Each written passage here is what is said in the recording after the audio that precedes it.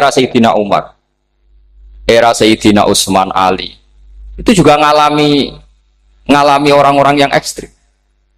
Misalnya begini, saya contohkan korban-korban ekstrim yang real. Sayyidina Ali itu masyhur, dia punya musuh besar namanya Muawiyah. Karena permusuhan ini tidak bisa dihindari. Jadi kalau dalam fikih Islam, ini anak-anak saya ajari fikih. Kalau orang mukmin membunuh orang mukmin itu hukumnya dosa besar apa kecil? Besar. Itu di bab kisos. Tapi orang fikih itu unik. Di fikih itu ada kitabus siyal namanya. Di takrib ada kitabus siyal. Dan di situ ada penjelasan mangkutila duna mali fahuwa syahid. Orang yang dibunuh karena membela hartanya atau keluarganya, itu dia mati syahid. Kalau dia posisi membunuh, maka malingnya atau penjahatnya muhaddarun damu, nggak punya hak nuntut kisos karena dia anggap nggak ada artinya darah. Nah sekarang begini, suatu saat ada garong ke rumah Anda, ingin membunuh Anda karena ingin mengambil harta Anda.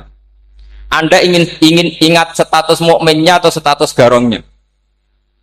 Terus kamu mau dibunuh diam aja. Saya tidak mau membunuh orang mukmin atau membunuh orang muslim. Nah, kesulitan yang dialami Sayyidina Ali seperti itu. Orang-orang Khawarij cara berpikir Ali ku geblek. Wong mukmin kok pengen mateni mukmin. Muawiyah ya geblek pisan. Wong mukmin kok pengen mateni orang.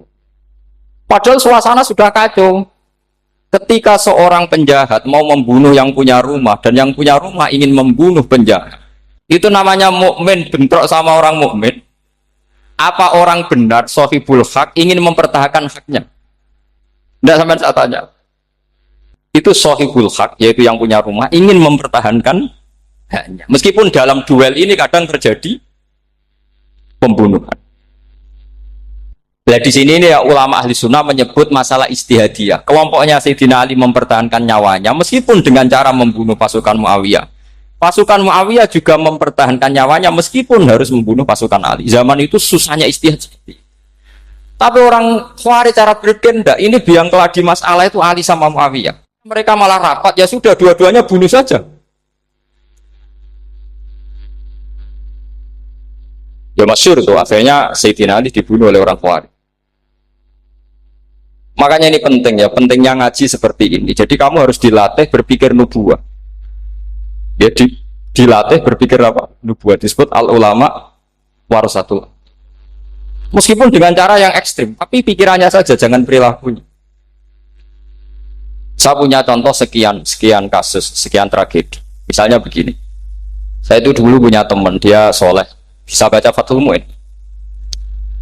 Dia itu janggal. Bilang sama saya, Gus, tidak biasanya Rasulullah itu agak-agak nyindir orang fakir. Ini kok ada hadis kadal fakru ayakuna kufur, bahwa kefakiran itu mendekati apa? Kekufuran. Dia itu aneh sekali. Biasanya tidak biasanya Rasulullah kritik seperti ini. Walhasil ini singkat cerita, anak ini ngalami satu trauma. Dia itu miskin. Gara-gara miskin gitu jadi burunya orang non muslim dan sering disuruh nganter majikannya itu ke tempat-tempat lokalisasi. Dia mulai mikir, ini gara-gara fakir saya harus nganter orang ke lokalisasi. Mulai ingat dia, sedekah Rasulullah, ini gara-gara fakir saya jadi pengantar orang ke lokalisasi. Suatu saat majikannya itu benar-benar bangkrut, malah tidak disuruh nganter, pokoknya carikan yang cantik bawa sini. Pusing. Dia akhirnya walhasil lari terus keluar, terus dia cerita betapa ekstrimnya fakir sehingga gara-gara fakir saya harus jadi penolong orang yang mau apa mak. Anda boleh berpikir ekstrim, tapi ekstrim dalam melawan kemungkaran itu tadi. Saya nggak boleh jadi fakir, tapi takutnya fakir yang nanti jadi alat kemak. Imam Ghazali juga punya contoh seperti itu. Imam Ghazali pernah marah besar ketika tren di Baghdad itu orang belajar fikih semua. Hatta la yakuna thamma tabibun illa min ahli dhimmah, kata beliau. Sampai di Baghdad itu tidak ada dokter kecuali orang kafir dhimmah. Akhirnya kalau ada ulama sakit, saya masih ingat pas kecil, kalau ada ulama sakit itu tidak boleh dibawa ke rumah sakit. Takutnya ketemu dokter muslim, non muslim malah disuntik langsung apa? Mati. Akhirnya ulama saat itu berfatwa, orang Islam harus ada yang jadi dokter. Banyaklah gus-gus yang sekolah ke dokter. Yang masyhur seperti Sahal bin Abdul Fattah. Itu dulu putranya Ki Fatah yang menolong Mbah Mahfud saat sembunyi. Saking idolakannya Basal, anaknya dinamakan Sahal, tapi dia jadi dokter spesialis bedah. Begitu seterusnya urusan negara. Dulu itu orang jabat itu tidak boleh, karena jabat itu dekat dengan syubhat, dekat dengan haram. Tapi gara-gara pejabatnya non-muslim, kalau bikin aturan ya ala non-muslim. Ulama akhirnya sadar, andikan kita yang jabat pasti tidak seperti itu. Bisa bikin perda ini, bisa bikin pelaturan begini yang menguntungkan Islam. Nah, jadilah banyak pejabat yang sekarang muslim. Tempat-tempat maksiat di obrak-abrik sama Satpol PP macam-macam. Kita untung. Tapi kalau orang-orang Khawarij pikirannya pokoknya pejabat itu dekat dengan haram, dekat dengan syubhat. Padahal dengan kita jabat bisa bikin perda atau apa yang menguntungkan Islam. Kemudian menjadi masalah baru secara fikih. Ini adik-adik dengerin biar kulino senam fikih. Kalau caleg soleh, misalnya Mas Nadif nyalek, ini tadi tak guyoni, mau jadi bupati ndak kali ya, mau saya dukung. Jadi misalnya gini ya, Zaid sama Bakar, misalnya Bakar itu orang soleh, mau jadi calon lurah. Dia tahu kalau dia lurahnya kampung lebih baik. Kalau yang jadi ini Zaid, itu kampung itu rusak karena dia suka dugem, suka macam-macam. Kemudian Zaid ini pasti jadi karena beli suara. Misalnya per kepala itu dibeli 50.000. Bakar ini kalau nggak beli suara kalah. Padahal dengan kalahnya Bakar artinya kemenangan kemungkaran. Itu zaman era Fathul Mu'in, muridnya Ibnu Hajar Al-Hitami. Ibnu Hajar muridnya Abu Zakaria Al-Ansori itu fatwa. Yang soleh ini wajib beli suara, bukan boleh, wajib beli suara. Tapi ini namanya tidak nyuap, perlu dicatat. Ini namanya tidak nyuap. Jadi tidak bisa kamu kaitkan misalnya ar-rosi wal murtasi finnar. Yang nyuap maupun yang menerima suap adalah sama-sama di neraka. Tidak bisa seperti itu. Karena logikanya dibalik. Sekarang Bakar ini beli suara itu untuk membeli kebenaran, untuk mengawal kebenaran. Zaid beli suara untuk menopang kebatilan. Berarti namanya Bakar ini penyuap atau pembeli kebenaran? Pembeli kebenaran. Harus dibedakan. Nah, ini pentingnya ulama. Memang nyatanya seperti itu. Yang dikatakan nyuap, riswah itu adalah membayar uang li'ib tolil hakti untuk membatalkan kebenaran atau membenarkan kebatilan. Itu namanya nyuap. Tapi kalau mengeluarkan uang untuk menghakkan barang hak dan membatalkan barang batil, itu namanya uang perjuangan. Nah ini pentingnya mikir. Jadi ulama itu mulai dulu sudah berat. Nah sekarang sudah banyak orang-orang khusyuk yang biasa di masjid khusyuk. Kalau ditanya zaman akhir rusak kabeh, wong soleh-soleh wis nyuap. Kalau orang soleh ini tidak nyuap ya tidak jadi. Kalau nggak jadi mereka nggak ada yang jadi DPR, nggak ada partai Islam, habis malah Indonesia. Saya itu punya kenalan banyak pakar-pakar di Jakarta, itu cerita saya Pak Bahar. Indonesia itu solusinya gampang. Kita ini punya Bali, punya Batam. Itu kalau Bali dimakaukan, Batam dikayakan Hollywood. Amerika kaya itu bukan karena hebat. Pornografi dijual, tinju di Nevada itu dijual, di Las Vegas dijual, apa saja dijual. Kalau tidak kaya itu gimana? Sementara Indonesia mau aur-auran gitu sukan partai Islam. Sebenarnya Indonesia gampang, kalau ingin kaya Bali itu dikayakan Hollywood atau dikalahkan Makau jadi kota judi. Batam dijadikan kaya Las Vegas. Itu transaksinya pasti triliunan. Orang kamane wong muda dijual, judi dijual, orang tinju dijual. Tapi gara-gara ada partai Islam, nyari rumus solusi ekonomi itu yang enggak seperti itu. Akhirnya kangelan. Akhirnya rapat isu. Tapi barokah, tetap barokah partai apa? Yang menangnya caleg-calegnya rata-rata ya beli. Kalau tidak beli ya habis. Saya bukan menghalalkan nyuap, enggak. Kalau nyuap tetap haram ila yaumil qiyamah. Tapi kalau suratul masalah seperti ini kamu mengatakan suap itu beda. Ini suratul masalah yang tidak ada kaitannya dengan Asal lawannya batil, kecuali lawannya sama-sama hak. Dua calon di kampung itu soleh sama soleh. Ini yang soleh bayar nggak boleh karena siapapun yang jadi soleh itu nggak boleh. Karena kalau cari musuh yang dolim biar halal ya. Sekarang ya seperti itu. Kamu biasa heroik, biasa ngasih kiai kamu, ngasih hadiah kamu, biasa ngasih ibu kamu uang. Ternyata ibu kamu setelah kamu kasih uang, dikasihkan adik kamu atau kakak kamu yang nggak pernah kerja, terus kamu marah-marah, ini tidak adil. Saya yang memberi nggak dikasih, ini yang nggak kerja dikasih terus. Loh, kamu biasa jadi pahlawan kok turun kelas menjadi apa? Pasien. Kamu milih jadi pahlawan apa pasien? Pahlawan. Jadi sebetulnya faham-faham ekstremis ini dari kegoblokan. Dari kegoblokan berpikir nubuwah sehingga tidak punya rasa ibadah. Nah ini yang menjadi orang-orang ekstrem. Jadi korban pertama ekstremitas itu bukan sahabat tapi Rasulullah Shallallahu Alaihi Wasallam, yaitu Nabi dibilangin oleh mereka, "I'dil ya Muhammad, kamu kalau bagi harus adil." Pikiran mereka kalau adil sama rata sama. Jadi kalau pakai pikiran itu, saya minum di sini itu haram. Mau ndak ikut bikin kok minum. Enak tamu, toko-toko mangan, sing masak kangelan lho. Itu jadedan bareng. Itu sama seperti kasusnya Bahram Al-Majusi. Dia itu seorang raja kaya, punya anak cantik. Dipikir-pikir, anakku ayu dirabek nang liya rugi, sing gedhekno aku sing pemataku dirabi wong liya. Maka dia berpikir mau dinikahi sendiri. Karena tadi melihat Mas Nadif kayak orang Kenya tadi, apa Nigeria. Semalah gak layak itu maksudnya untuk orang. Ini Mas Nadif ini termasuk harus mendukung gerakan tidak ekstrim. Nyawanya masih itu karena barokahnya beliau agak-agak gitu. Tapi nggak sampai liberal ya, agak-agak pokoknya itu. Karena ketika ada gerakan ekstrim di Mesir, itu termasuk dia DPO.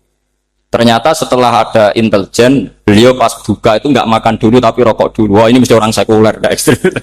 Akhirnya nyawanya sampai sekarang itu barokahnya rokok pas iftar itu pas. Nah tanya ini masih hidup, iya mas ya. Ya pernah sepuh sama saya. Jadi pikiran-pikirannya Bahram itu seperti itu. Walhasil akhirnya Bahram itu menikahi anaknya sendiri. Masyhur itu dalam cerita. Jadi ceritanya itu ada seorang wali tidur di Masjid Haram sama Rasulullah, ditemuin gitu. Terus kata Rasulullah, salam saya untuk Bahram Al-Majusi. Ternyata dicari-cari nggak ada Bahram lain kecuali Bahram yang berdua, bahkan anaknya sendiri mau dinikahi. Ya cara berpikir karena seperti itu. Kalau kita berbuat banyak harus dapat. Itu bahaya. Bahaya sekali karena kalau dalam teori beragama itu al-yadul ulya khairum minal yadis sufla. Kalau biasa ngasih ya ngasih saja, itu heroik. Itu bagus. Jangan biasa ngasih sekarang bermental apa? Makanya saya itu kalau ngajar di pondok yang dulu pernah saya belajar di situ atau yang pernah sepuh itu, dikasih itu bingung. Karena saya ya masih waras itu. Jadi kalau dikasih itu bingung. Tapi banyak juga guru-guru yang dulu ngaji lama setelah ngajar di pondok alma maternya nuntut. Itu saya tidak tahu itu. Itu sudah ada agak-agak kayak itu tadi. Walhasil si Bahram tadi itu, ini cerita harus saya teruskan karena nggak boleh diputus.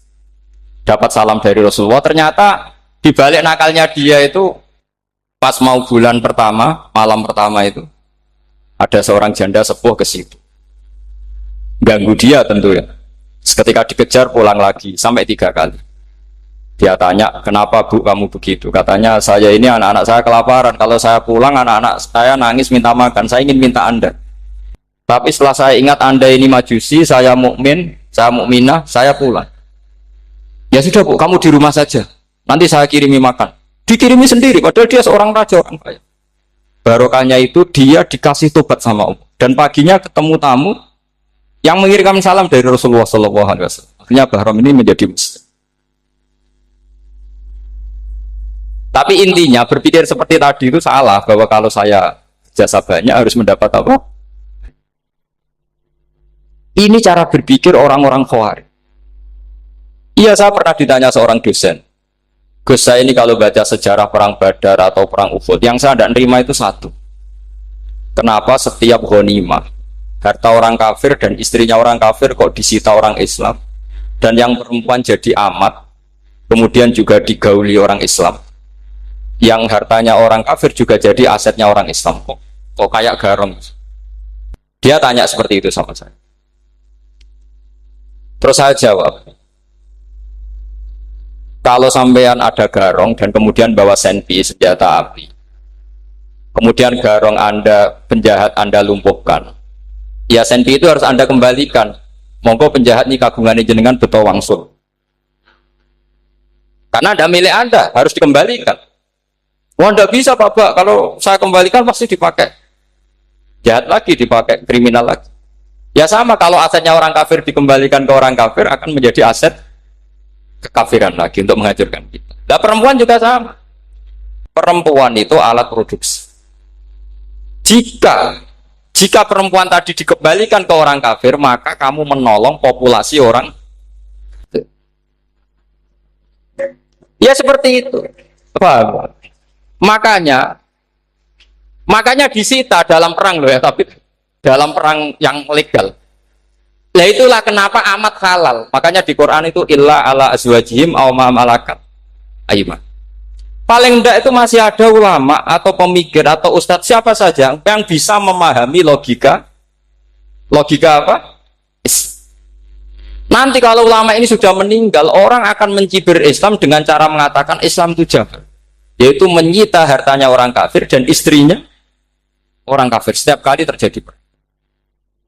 Karena pemikiran ini pasti sama-sama kutubnya, sama-sama ekstrim. Ya ini penting saya katakan. Makanya masyhur itu perdebatan Sayyidina Ali dan Muawiyah. Ini saya kutip sedikit. Ini ya sama-sama berpikir ekstrim, tapi ekstrim yang baik.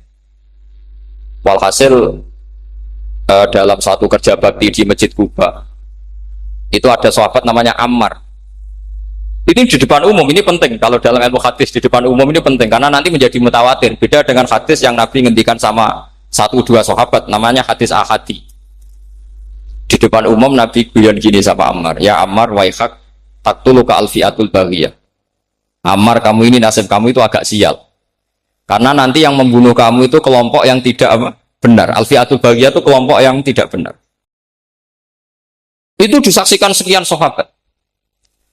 Walhasil suatu saat Ammar ini ikut perang dan ikut pasukannya Ali dan terbunuh oleh pasukannya Muawiyah. Seneng Ali. Walhasil Ammar ditemuin sama Ali. Ya Muawiyah, al-ana dhuhara bi anna fi'ati haqqun wa fi'ataka baghiyah. Sekarang kelihatan siapa yang benar.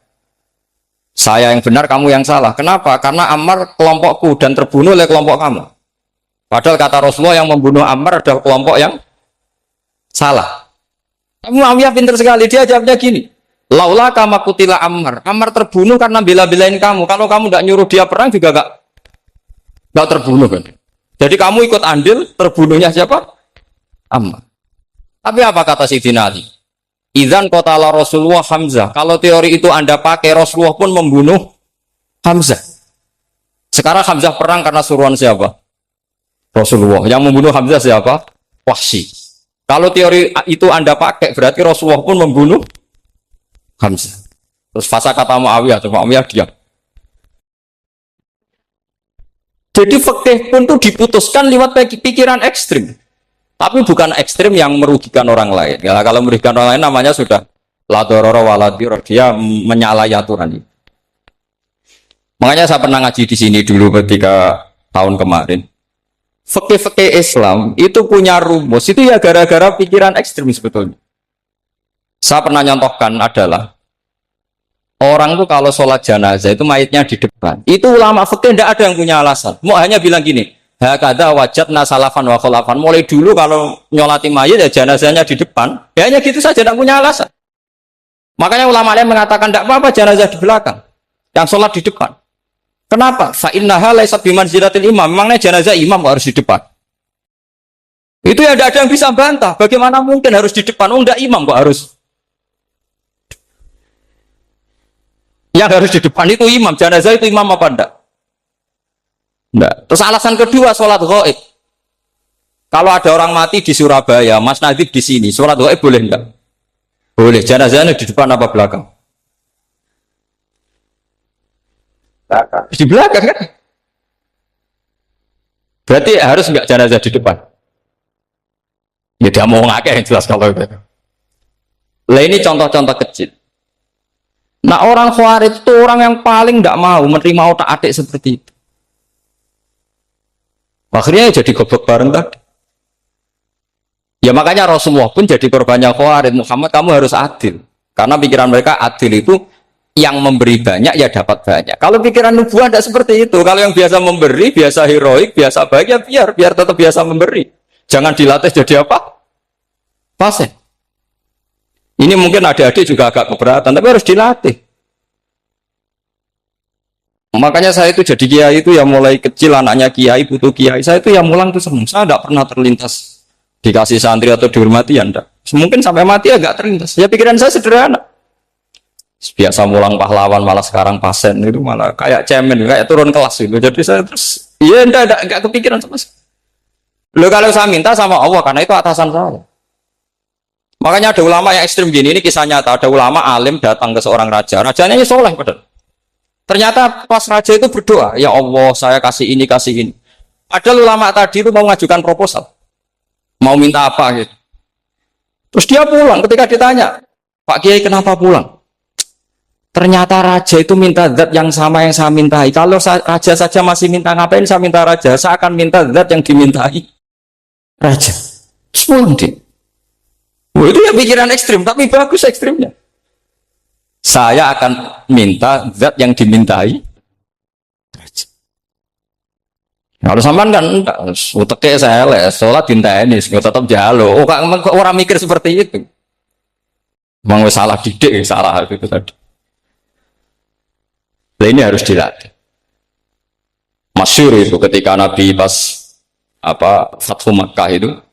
Orang-orang Ansor komentari Nabi gini, ketika Nabi sangat happy di Mekah, sangat enjoy di Mekah, kata orang-orang Ansor, Ammar rojul fa'adroka durok fatun fi ahli wa ulfatun fi asyiroti. Namanya orang pasti happy kalau di kampung halaman. Jangan-jangan Rasulullah itu nanti hidup di Mekah lagi, karena Mekah sudah dikuasai orang Islam. Beliau pasti kangen sama keluarga, sama Mekah. Tapi ya sama, ketika Rasulullah mulai mengasih-ngasih itu, orang-orang Quraisy dikasih banyak, orang Ansor juga pikirannya seperti itu. Baru orang Ansor dilatih pikiran nubuah, yaitu tadi mereka itu dapat kambing, dapat sapi terus pulang. Kamu mendapat saya, milih mana? Milih Rasulullah Shallallahu Alaihi Wasallam. Sekarang kamu saya balik. Kamu punya kiai, kamu bisa memberi hadiah, memberi beliau.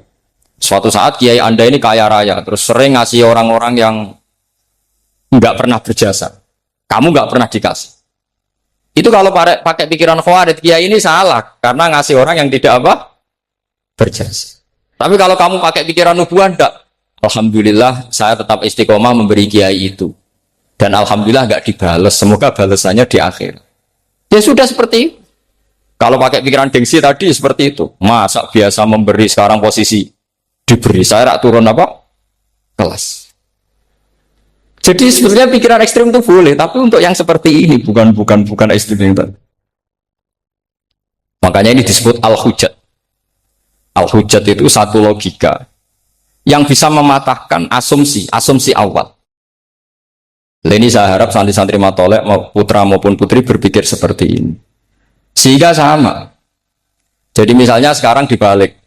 Kalau ada orang NTT yang masih non-muslim, itu orang kafir yang harus dibunuh atau orang kafir yang harus didakwai. Mesti pikirannya itu, kalau Nabi itu ya semua yang didakwai Nabi dulu orang kafir.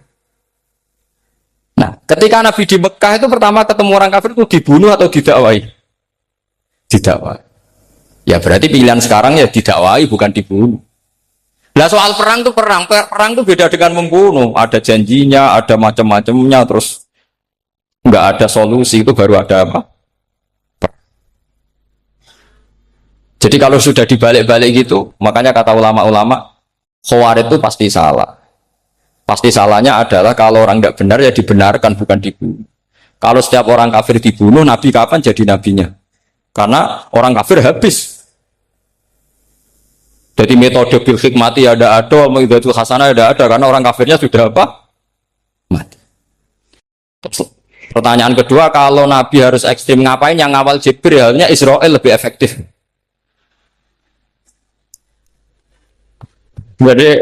Jadi kalau sama-sama ingin ekstrim, Nabi itu nggak usah dikawal Jibril, kan enggak efektif kan?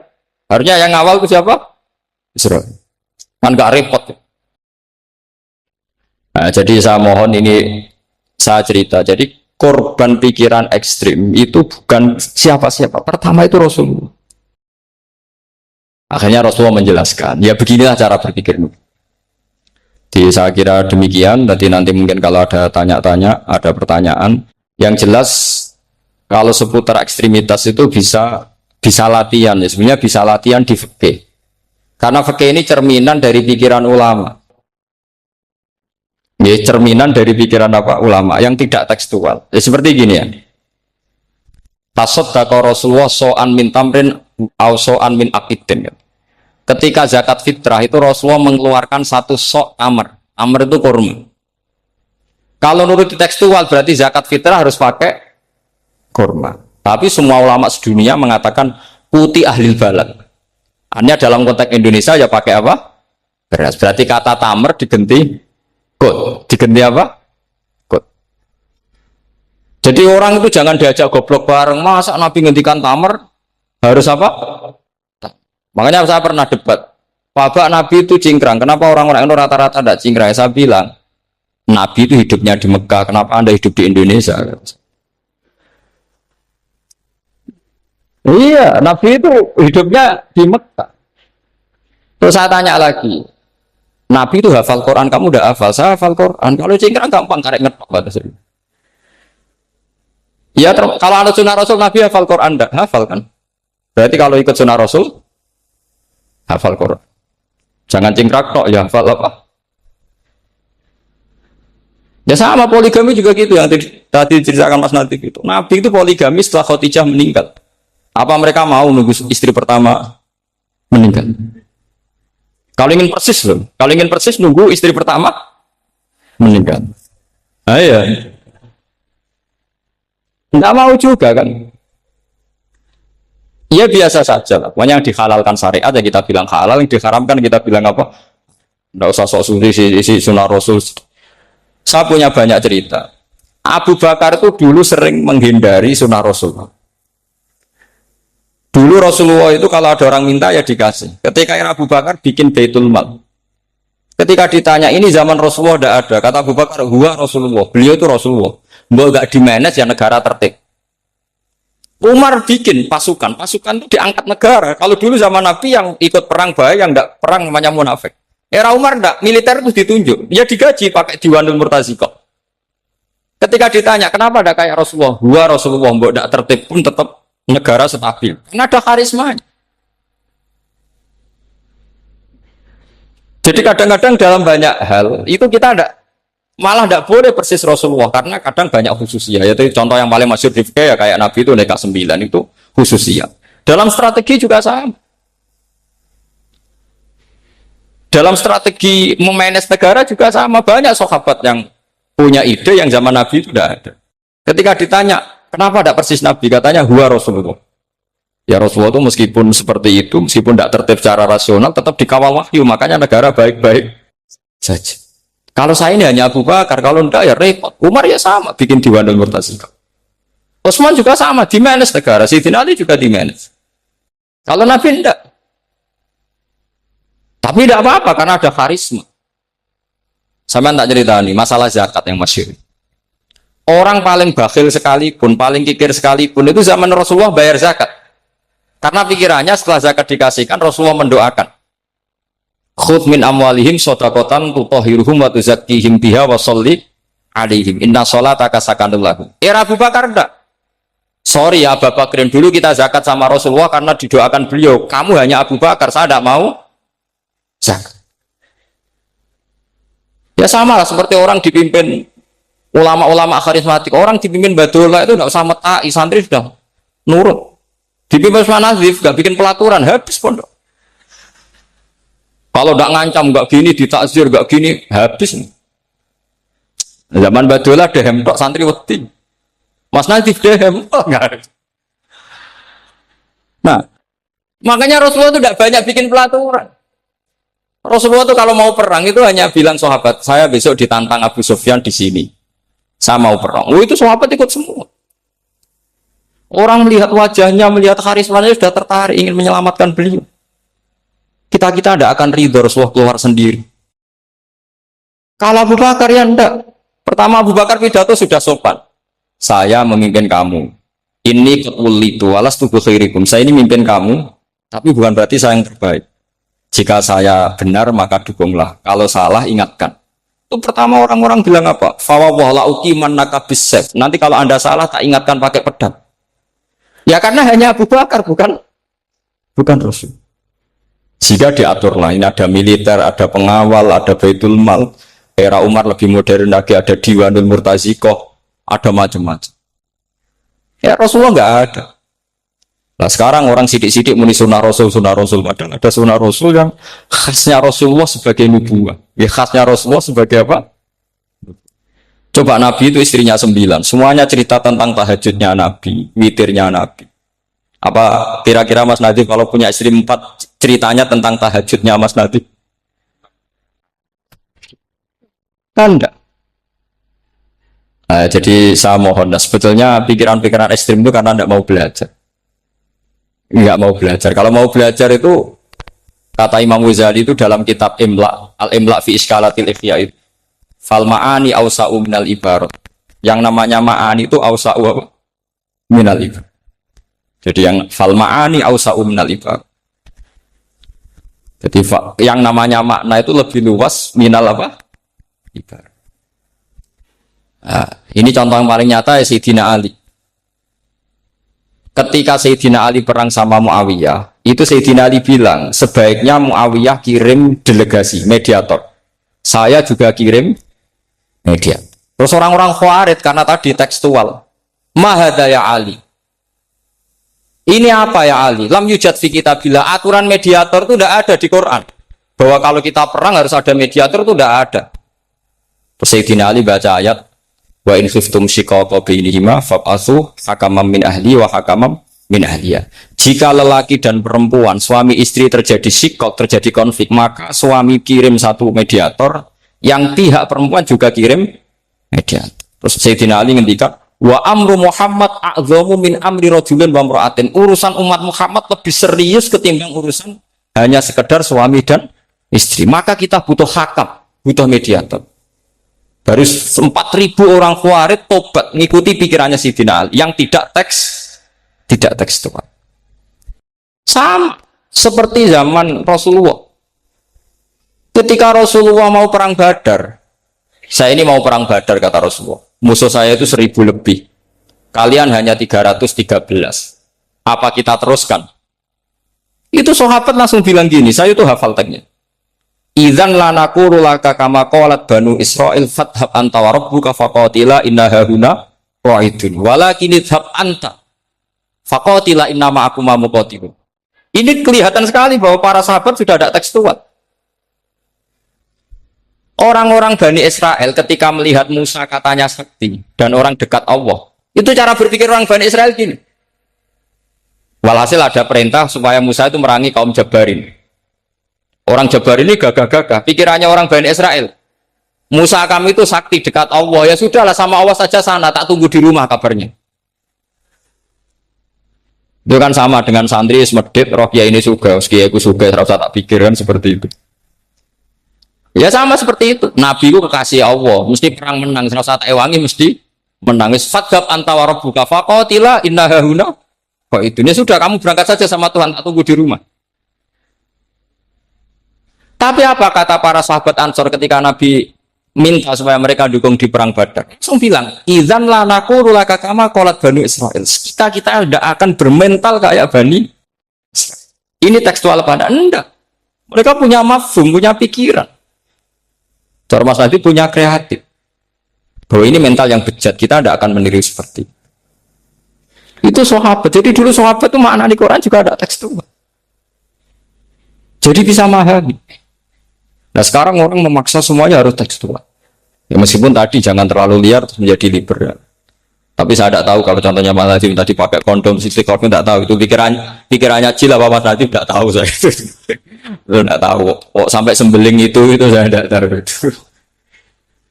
Oh, lagi juga kalau tidak bisa nyontohkan yang di luar itu, ya itu ya tidak tahu. Mulai dulu ilmunya seperti itu terus. Saya tidak tahu lagi. Jadi mulai dulu zaman Nabi pun itu sudah ada pikiran-pikiran seperti itu. Jadi tekstual atau harfiah itu ya enggak. Nyatanya sahabat langsung bilang idzan lanaku rulaka kama qolat banu apa? Esra. Jadi ini saya kira demikian, nanti kalau apa ada yang tanya monggo. Itu ibadah sing ringan-ringan mawon. Tapi dadekno mlebu swarga. Terus kalau badhe cerita siji madzhab Hasan Syadzili. Terus Hasan Syadzili niku toreko sing dianut Gus Wafi. Kula nggih beberapa kali dapat ijazah saking Mbah Mun saking bapak kula. Di antaranipun nggih pesen teng Gus Wafi, sebagian lewat kula ziarah teng Baruzak nggih. Baruzak Termas. Abdul Hasan Asyadzili nu nate pas teng dalem ditamoni pemuda. Pemuda niku ngrutu. Di kampung kami banyak maksiat, di kampung kami banyak kesalahan. Niku sepundi. Jaga Abdul Hasan Asyadzili niku ringan. Sing jelas mboten sragen. Contohnya mboten sragen. Sajane nggih persis, tapi umumnya niku dereng ngeten sragen. Kok tenggen kula kathah maksiat ngeten-ngeten. Jawabe Abdul Syadzili enten ngoten. Man ahabba alla yu'sawaha fi ardi alla yu'sawahu fi ardi faqad ahabba alla tadhara maghfiratu wa alla tadhara syafaatuhu sallallahu alaihi wasallam. Dadi wong bayangno donya ora ana salah iku padha karo ora kepengin roh ghafure Allah Subhanahu wa taala. Mulane madzhab Syadzili paling bandel, ngurusi wong bandel paling bandel nggih madzhab Syadzili. Nangger kiai Syadzili iku ora umate macam-macam. Mulane teng Indonesia niku penak, sing keturunan putih seneng Nabi, sing ireng nggih seneng Nabi, sing ora keturunan nggih seneng Nabi. Mulane setan niku bingung. Nangkone sing seneng Nabi keturunan putih tok, sing seneng keturunan ireng ya seneng Nabi, sing ora keturunan ya seneng Nabi, sing lakenan ya seneng Nabi. Jadi kelompok itu kathah sangat. Ini penting kalau aturaken mergi madhab Syadzili niku pancen dados pembanding madhab Sayyid Abdul Al-Haddad. Madhab Abdul Hasan Asyadzili niku sing paling masyhur diriwayataken dening Shahibul Hikam. Mergi Ibnu Athaillah As-Sakandari muridé Abdul Abbas Al-Mursi, Abdul Abbas Al-Mursi muridé Abdul Hasan sinten Asyadzili. Niku madhab ingkang bener-bener jadi pembanding. Mergi teng bab husnudzon niku beliau itu pakar. Orang itu bisa yarjuwa hawal yaumil akhir. Orang itu bener-bener dibikin nyaman mbek Allah mbek Rasul. Misalnya ngeten, sampean sowan Allah iku kudu arep-arep disangoni. Kena arep disangoni berarti nganggep Allah iku medhit. Mulane tomak niku penting. Tapi mbek pangeran aja mbek wong, tapi mbek pangeran mbek. Dados limangka nayar juwa hawal yaumal akhir. Riyen niku zaman kula alit. Niku anggere ana santri lunga iku sanggu sak umbalan. Mergo yakin kiai iku nyangoni. Lho diyakini nyangoni iku keren, berarti diyakini lomo. Lho kok yakin mlebu neraka, berarti nganggep Allah gak Rahman Rahim. Mulane yakin mlebu neraka swarga. Mau modal urun maulid sak dirham ora urun malah entuk. Terus niki rontok-rontok salah tapi semoga-moga itu sepuro pengiran. Wow. Nak sampean bener niku sifat ghafuri Allah nganggur, nggih. Kerhane efektif ana sing salah. Mulane wonten cerita wonten tiyang teng mulazam donga ya Allah kula paringi mboten nate salah. Niku jawabe pangeran fa'ina adhu ghufra. Wong ora tau salah sifat ghafur iku nganggur. Niki cerita sing sampean aja niru kula. Niki cerita ilmu. Niku madzhab Abdul Hasan apa? Asyadzili.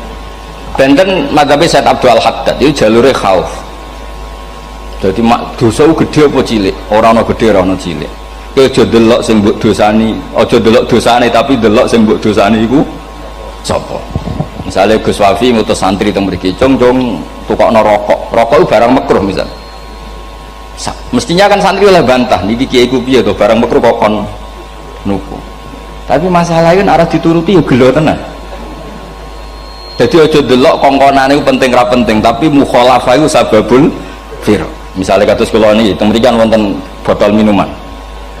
Cung pindah rene itu kan barang sepele. Terus sampean takok urgensinya apa ya harus pindah iku santri mangkelno to wis dipindah wae pokoke penting nu menurut itu cara pandang Said Abdul Al-Haddad itu jogeman bantah pangeran senajan to perintahnya sepele piye-piye mukhalafah ngono iku jenenge nentang. Nah cara Abu Hasan Asy'ari iki boten barang gede mbek cilik kudu ono bedane wong ana kabair ana sahair. Masa WA janda beda mbek goncekno ya kudu beda. WA tok kok padha mbek napa? Goncekno ya kudu beda, kudu ana sahair, kudu ana napa? Kabair. Tapi cara Said Abdul Haddad boten delok sing mbok maksiati ku sapa. Sehingga khazanah kita niki penuh dengan ilmu. Mulane wonten bab ijtihad. Ijtihad niku ruangannya luas sekali. Ya kula bolak-balik nyontokno. Kula sakniki kan jare wong akeh kiai gedhe. Jare wong akeh wong kiai gedhe. Nek diundang manakipan tangga yo bingung. Ora teko samane kiai gedhe sombong diundang wong cilik ora teko. Teko ku mahjubno kiai sing ora tau pahayu. Lu bingung. Nyatane kula ora teko nggih do matur nuwun Gus. Atok kula mboten lakon. Nah kalau teko kan mesti ordernya teng kula mboten. Cara sing entuk pitik gedhe nggih kula, salam templek gedhe nggih kula. Berhubung kula ora teko ngresikane tiyang kathah. Saiki misalnya teng takok, kiai gedhe diundang musala cilik kesunatan teko apa makruh teko? Cara ijtihad, cara sampean makruh teko napa kesunat? Kula misalnya diundang ning Sragen ning musala Panceng. Kula niku sunat teko napa haram teko? Haram ya bener kayak haram ya setuju haram mergo mahjubno ya haram setuju itu istihad itu ranahnya itu karena nggak bisa ditebak istihad itu nggak bisa ditebak. Kalau gak ada cerita kata tentang istihad niki betapa umat Rasulullah umat sing bejo pilihan-pilihan istihadnya dibenarkan. Masyhur tentang cerita Bani Quraidah. Nabi ngendikan engkau kue jogeman sholat asar kecuali sampai neng kampung Bani Quraidah. Ternyata kurang 2 kilo atau 3 kilo matahari itu mau terbenam. Sebagian sahabat sholat sebelum sampai Bani Quraidah karena takut sampai Bani Quraidah sudah kodok nopo asar. Sebagian tetap sholat di Bani Quraidah meskipun sudah kodok asar. Ketika lapor Nabi semuanya dibenarkan. Semenjak itu ada pintu sing darani pintu napa ijtihad. Ngono kok bolak-balik cerita. Wonten kiai nak tangkok, "Cung kowe ngaji mek sapa? Ngaji kalian tiang niki." Kiaimu tau nangis mboten? Lareni ngaji mek kiai ra iso nangis, berarti atine atos. Nak Abdul Hasan Asy'ari takok, "Cung kowe ngaji mek kiai sapa? Kiai fulan." Tau guyu mboten nate. Lareni kiai ra iso syukur mbok jani. Dia kira iso syukur kok mbok jeni. Karena itu masalah istihad. Dia masalah apa? Istihad. Istihad itu polanya enggak jelas. Wonten kiai ora gelem mulang wedok nggih kathah, alasane wedi fitnah. Wong pancen iman pas-pasan awan nomor wong ayu ya bingung. Tapi nak diwalik, nak kiai ora gelem mulang wong wedok terus sing mulang wong fasik, aliran sesat iku ya repot. Kowe ngrasa paling gak sesat. Ya sudah seperti itu masalah-masalah apa? Istihad. Nah, kalau tak cerita saat ini balik cerita tentang Burda. Burda itu nak ngelem Kanjeng Nabi. Niku macam diilmoni tenang. Kalau niku Burda berjanji tiba, niku setengah hafal. Pancen riyen mbah kula buyut-buyut kula niku pesene kan hafal tiba, hafal berjanji, hafal Burda. Mboten ngengken hafal loh, tapi karena sering baca akhirnya hafal. Kalau beri beberapa contoh, ngelem itu nak buatan di ilmoni itu kualitasnya ada bagus, tapi kalau di ilmoni itu kualitasnya bagus. Kalau beri contoh begini, saya itu kalau pidato atau khutbah atau ngaji, apalah terserah istilah jenengan atau ceramah. Biasanya kalau senang istilah ngaji, itu mesti ikuti sing gampang mawon. Wa ala alihi wa sahbihi ajmain. Ajmain itu kalimatun fariqah bainana wa bainas syiah. Fa innana nukrimu jami'as sahabat. Ajmain itu kalimatun fariqah, kalimat pembeda. Kita ahli sunnah wal jamaah akramu jami'as sahabat.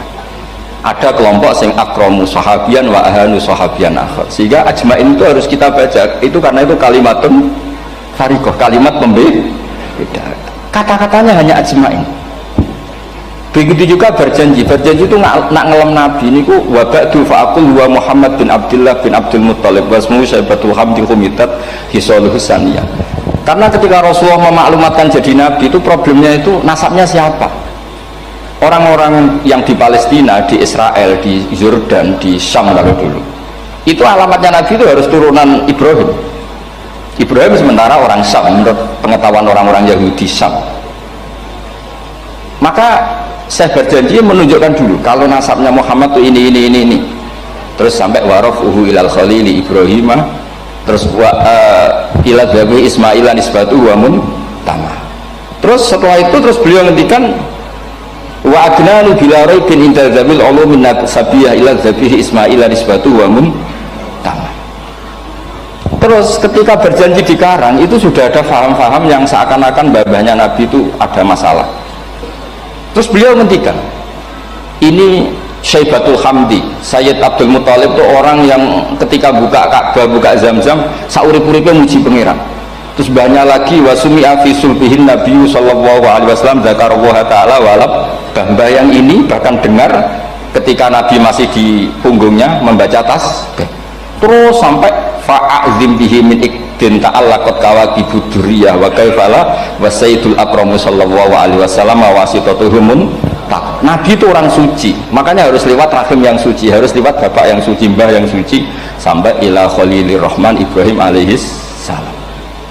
Makanya terus dinagumkan nasabun tahsibul ula bikhulau, terus tarokus sifaha falam yusibum aruhu min agami wa ila abihi wa ummihi. Karena kabeh sonal ismihi, semuanya itu untuk menjaga asmanya Nabi Muhammad sallallahu alaihi wasallam. Kemudian Burda membentuk itu dalam bentuk nazuman. Misalnya beliau ngendikan Rasulullah itu mutiara. Jadi ketika dakwah berpola ya baik, ketika tidak berpola juga baik. Beliau cara muji Nabi fadurru yazdatu husnan wa huwa muntazimun. Namanya mutiara ketika diuntai pasti sangat indah. Tapi terus-terusannya itu wale sayangku suqadran ghairu muntazimi. Tapi namanya mutiara, mbok berserakan pun tetap indah. Jadi unik. Berarti ketika beliau muji Nabi dakwah tertib pernah. Sholat tuh harus begini, harus begini, harus begini. Beliau sholatnya tumakninah tertib. Tapi Nabi pernah sholat gak tertib. Duhur tuh 2 rakaat. Kan anak kiai rodok lalinan itu ya anak sana tuh. Duhur itu 2 rakaat. Tapi barokahnya Nabi duhur 2 rakaat diketahui cara sholat kalau salah itu gimana. Umpama Nabi sholatnya bener terus, itu akan kesulitan kita solusinya ketika ngalamin apa? Kesalahan. Makanya Nabi ngendikan ma kuntu ansa walakin unassali as-sunnah. Itu mestinya ra tau lali, tapi didesain lali biar bisa jadi sunnah. Wonten tiyang salate suwi maca surat Baqarah. Wonten tiyang badhe njupuk wedhuse lah cara Indonesia. Bareng kesuwen piyambake mufaraqah. Walhasil Mu'ad matur Nabi, ini munafik di tengah-tengah sholat kok mufaraqah. Si penggembala unta ini juga ngeklaim, ya Rasulullah imam kita tidak benar, sholatnya kesuwen. Pikirannya wong ora bela imame. Ternyata Nabi gak belok serangan. Afat tanun anta ya Mu'ad. Wong imam wong seragen surat Baqarah. Ya pokoknya kulo dah iso. Jadi Islam itu segampang itu, semudah itu. Sehingga wonten tiyang nulisane maca kulhu, rakaat lagi kulhu, saniyah nggih kulhu, pokoke kulhu sampai sok makmume mangkel. Waduh, si imam iki gak keren, mosok main apa? Kulhu. Dilaporno, ya Rasulullah ini imam yang kau tugaskan di kampung kami ini aman maca kulhu mau. Ditimbali be Nabi, kenapa kamu baca kulhu terus? Li'annaha sifatullah, karena itu sifatnya Allah. Maka saya senang mengulang-ulang sifatnya. Terus kata Nabi, saya barusan dikasih wahyu Allah bahwa Allah mencintai kamu karena kamu mencintai surat kulhu. Nah ini jazah yang serahkan ini ku apa? Nanti mau tiba mau idza samsu kuwirat bulet nang tengah. Jajal ampun tak tes sak niki. Kiai paling pinter teng Sragen kan mau idza samsu kuwirat di depan umum. Mungkin nak dhewean roh tapi nang ngarepe Habib Doa ngarepe Gus Wafi meriang nak muntir. Wah, tahun ini kalau di konco, ini imamnya level desa, bareng imami teng kecamatan, sholat id, mersiapno surat tabarokalladzi biadil mulk. Suwengi diapalo lanyah untuk ambil hafid. Ini nyatanya dia malah klirune fatal, malah lali ra maca Fatihah. Saking semangatnya ben ketok imam keren maca surat napa? Jadi yo ribet. Terus kula suwun seneng Nabi niku kados senenge para ulama. Niku nak nyipati Nabi niku gampang. Kula niki beto kitab Saraipun Burdah kalian Saraipun Berjanji. Niku kalau ngelem Nabi niku sederhana saja. Tapi itu yang mengena. Bisa ulang lagi niku sing mengena. Misalnya dawuh Imam sing aran Risalah Qusyariyah. Tegene Bukhari ini cerita Bukhari. Nanti semua nabi ketika di akhirat tuh nafsi. Jadi roh prahara kiamat itu pun gak dinyali mau muni nafsi. Nabi itu jak kober ngendikan umat. Ketika semua nabi ku pelo wis ra iso muji pangeran, Nabi Muhammad di depan Allah tesih saged muji.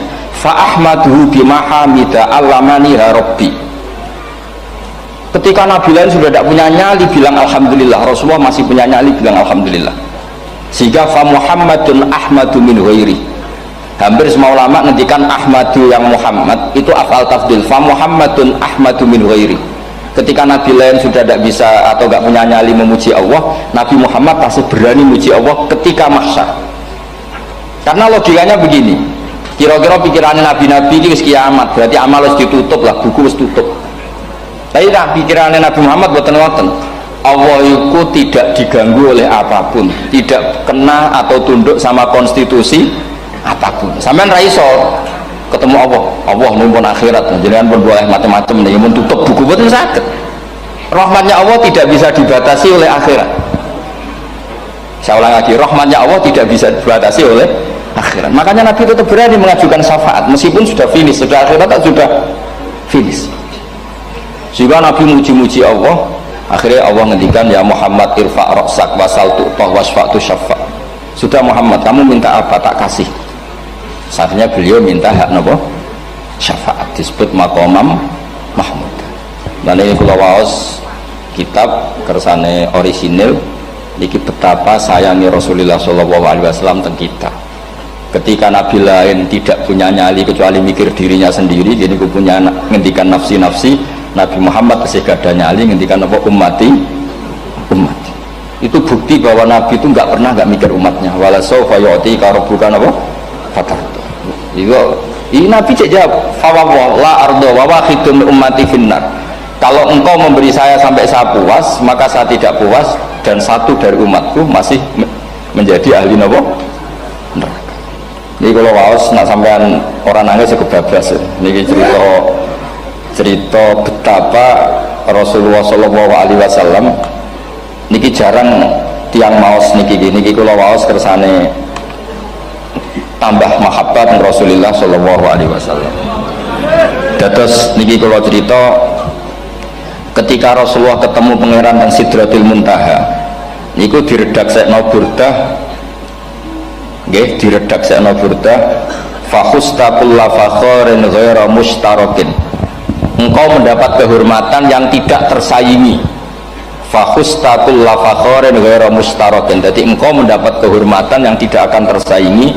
Wajusta kulla maqamin ghaira mustahami atau wakhusta kulla maqamin ghaira mustahami, dan engkau mendapat satu derajat yang nggak mungkin tersaingi. Mustaham itu nggak tersaingi lah. Walhasil ternyata derajat itu apa? Gini ku ketika Rasulullah ketemu Allah Ta'ala teng Sidratul Muntaha niku Sayyidah Aisyah radhiyallahu anha tangklet, ya Rasulullah mal ladzi auha ilaika rabbuk ifqal fa auha ila abdihi ma auha.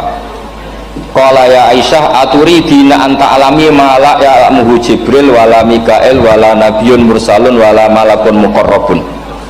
Nggih, Aisyah, bagaimana mungkin kamu tanya sesuatu yang bahkan Jibril itu tidak tahu, Mikael itu tidak tahu, dan semua malaikat yang dekat maupun nabi yang jadi rasul semuanya tidak tahu hubungan saya, kedekatan saya dengan Allah membicarakan apa. Niku sing dimaksud Burdah kaima tafuza bi waslin ayya mustatarin, wonten sing maca ayyi mustatarin anil uyuni wa sirrin ayya muktatamin. Jadi Nabi ketika ketemu Allah di Sidratul Muntaha itu ada misteri yang hanya Nabi yang tahu. Nabi niki ibu-ibu harus bangga, Sayyidah Aisyah jenenge bojo wanita tangklet. Ambek Nabi itu sing ngeles. Itu rahasia yang Jibril saja tidak tahu, Mikael saja tidak tahu, masa kamu tanya? Niki khase wong putri ini. Ya Aisyah, as'aluka bi Abi Bakrin ila ma a'lam tani. Gimana cara Jawa tak kadakno mertuamu nak gak gelem crita. Terus kunane kuno niku nggih wong wedok niku saged ngancam. Jadi kamane wis ngancam. Aku lapor bapakku, aku juga mulai sama nanti bojo kabarnya. Rada ribet jenengan ngadepi wong wedok niku rada ribet. Terus faqala akhirnya Nabi cerita, tapi ya tentu tidak semuanya diceritakan. Inni lama kuntu qaba qausaini qultu Allahumma innaka adzabta al umam ba'duhum bil hijar wa ba'duhum bil masih. Oh ya, ini halaman 63 62 tentang kitab Hasyiatul Bajuri alal Burdah. Ya, kitab Hasyiatul Bajuri alal Burdah. Ya Allah, engkau menyiksa umat-umat sebelum umat saya, sebagian bil hijar wa ba'duhum bil masih wa ba'duhum bil khosfi. Fama anta fa'ilun bi ummati, lalu yang akan kau lakukan untuk umatku itu apa? Reputasi jenengan sama orang-orang yang durhaka itu selalu menyiksa. Ada yang pakai batu, yang dilikuifaksi, ada yang pakai ini. Mosok umatnya kekasih jenengan podo ngoten. Berarti Nabi ku mun nego lah, nego supaya gak sama. Faqala unzilu alaihimur rahmah min ananis sama wa ubaddilu sayiatihim hasanat. Ndak, saya ndak seperti itu dengan umatmu. Waman sa'alani a'taituhu waman tawakkala saterusé. Terus wa fid dunya asturu alal usad wa fil akhirah usyaffi'u kafihim. Orang-orang yang masih maksiat di dunia tak kasih hak tobat, dan nanti di akhirat tak kasih hak syafaat. Engkau tak kasih hak syafaat. Mulane ini penting dingertosi bilih ukuran Nabi baik itu gampang nak sampean ngaji ngangge ilmu. Syafaati li ahlil kabair min ummati, sok syafaatku kanggo ngomong sing salah akeh. Wong Nabi ku ra melok dosa kok mikir nyafaati, nek rapi apike wong ra mungkin. Wong sing dosa aku sampeyan, sing salah sampeyan, sing mikir solusine Kanjeng. Nah, belum wong apikane ngono wis gak mungkin ta wong piye. Wong sing salah ku sampeyan, sing diutang yang sampeyan, sing kasus sampeyan, sing mikir Kanjeng. Nah, itu cara ulama ngelem Kanjeng Nabi. Mulane khodam tuhu bimatihin astaqilu bihi dzunuba umri madha fi syi'ri wal khodami. Dadi aku ngelem Nabi iku sebagai bentuk ngelem sing ndadekno dosaku ben disepuro pangeran. Misalnya kita suka Alphard, muji Alphard, suka Innova, muji Innova, suka kebun, muji kebun. Sing ribet tuh nak suka hewan, seneng kucing nggak ngelem kucing. Lu bareng ngelem Kanjeng Nabi kok ora iso. Lane jari Burdah, aku iku ngelem apa tau iso, mosok aku ora tau ngelem Kanjeng Nabi. Makanya terus beliau hidupnya, kemampuan syairnya didedikasikan hanya untuk ngelem Kanjeng Nabi Muhammad sallallahu alaihi wasallam. Makanya terus ngendikan wa muli kholasi khaira multazim. Saya dedikasikan kecerdasan saya untuk ngelem Kanjeng dan Nabi, dan itu solusi terbaik. Lalu nak ngelem Kanjeng Nabi itu kadang kebablasan, sampai dikritik banyak ulama karena kebablasan. Gini masyhur beliau ngendikan wala yadi ka rasulullah jahu kabi idzal karimu tajalla bismi muntaqimi. Wonten naskah sing tahalla juga wau teng mriki diwaos napa tahalla napa tajalla keturi. Tahalla ya. Wonten naskah tahalla wonten tajalla. Artosipun ngeten. Ya Allah, nabimu ini engkau gelari nabi yang ar-raufur rahim, sebagaimana yang sering disebut Habib Ali Al-Habsyi. Jika nabimu itu ar-raufur rahim, maka ketika engkau mau menyiksa saya dengan atas nama engkau al-muntadim, zat yang tukang nyiksa, yang menyiksa, maka gelar engkau kepada nabi yang ar-raufur rahim kamu kemanakan?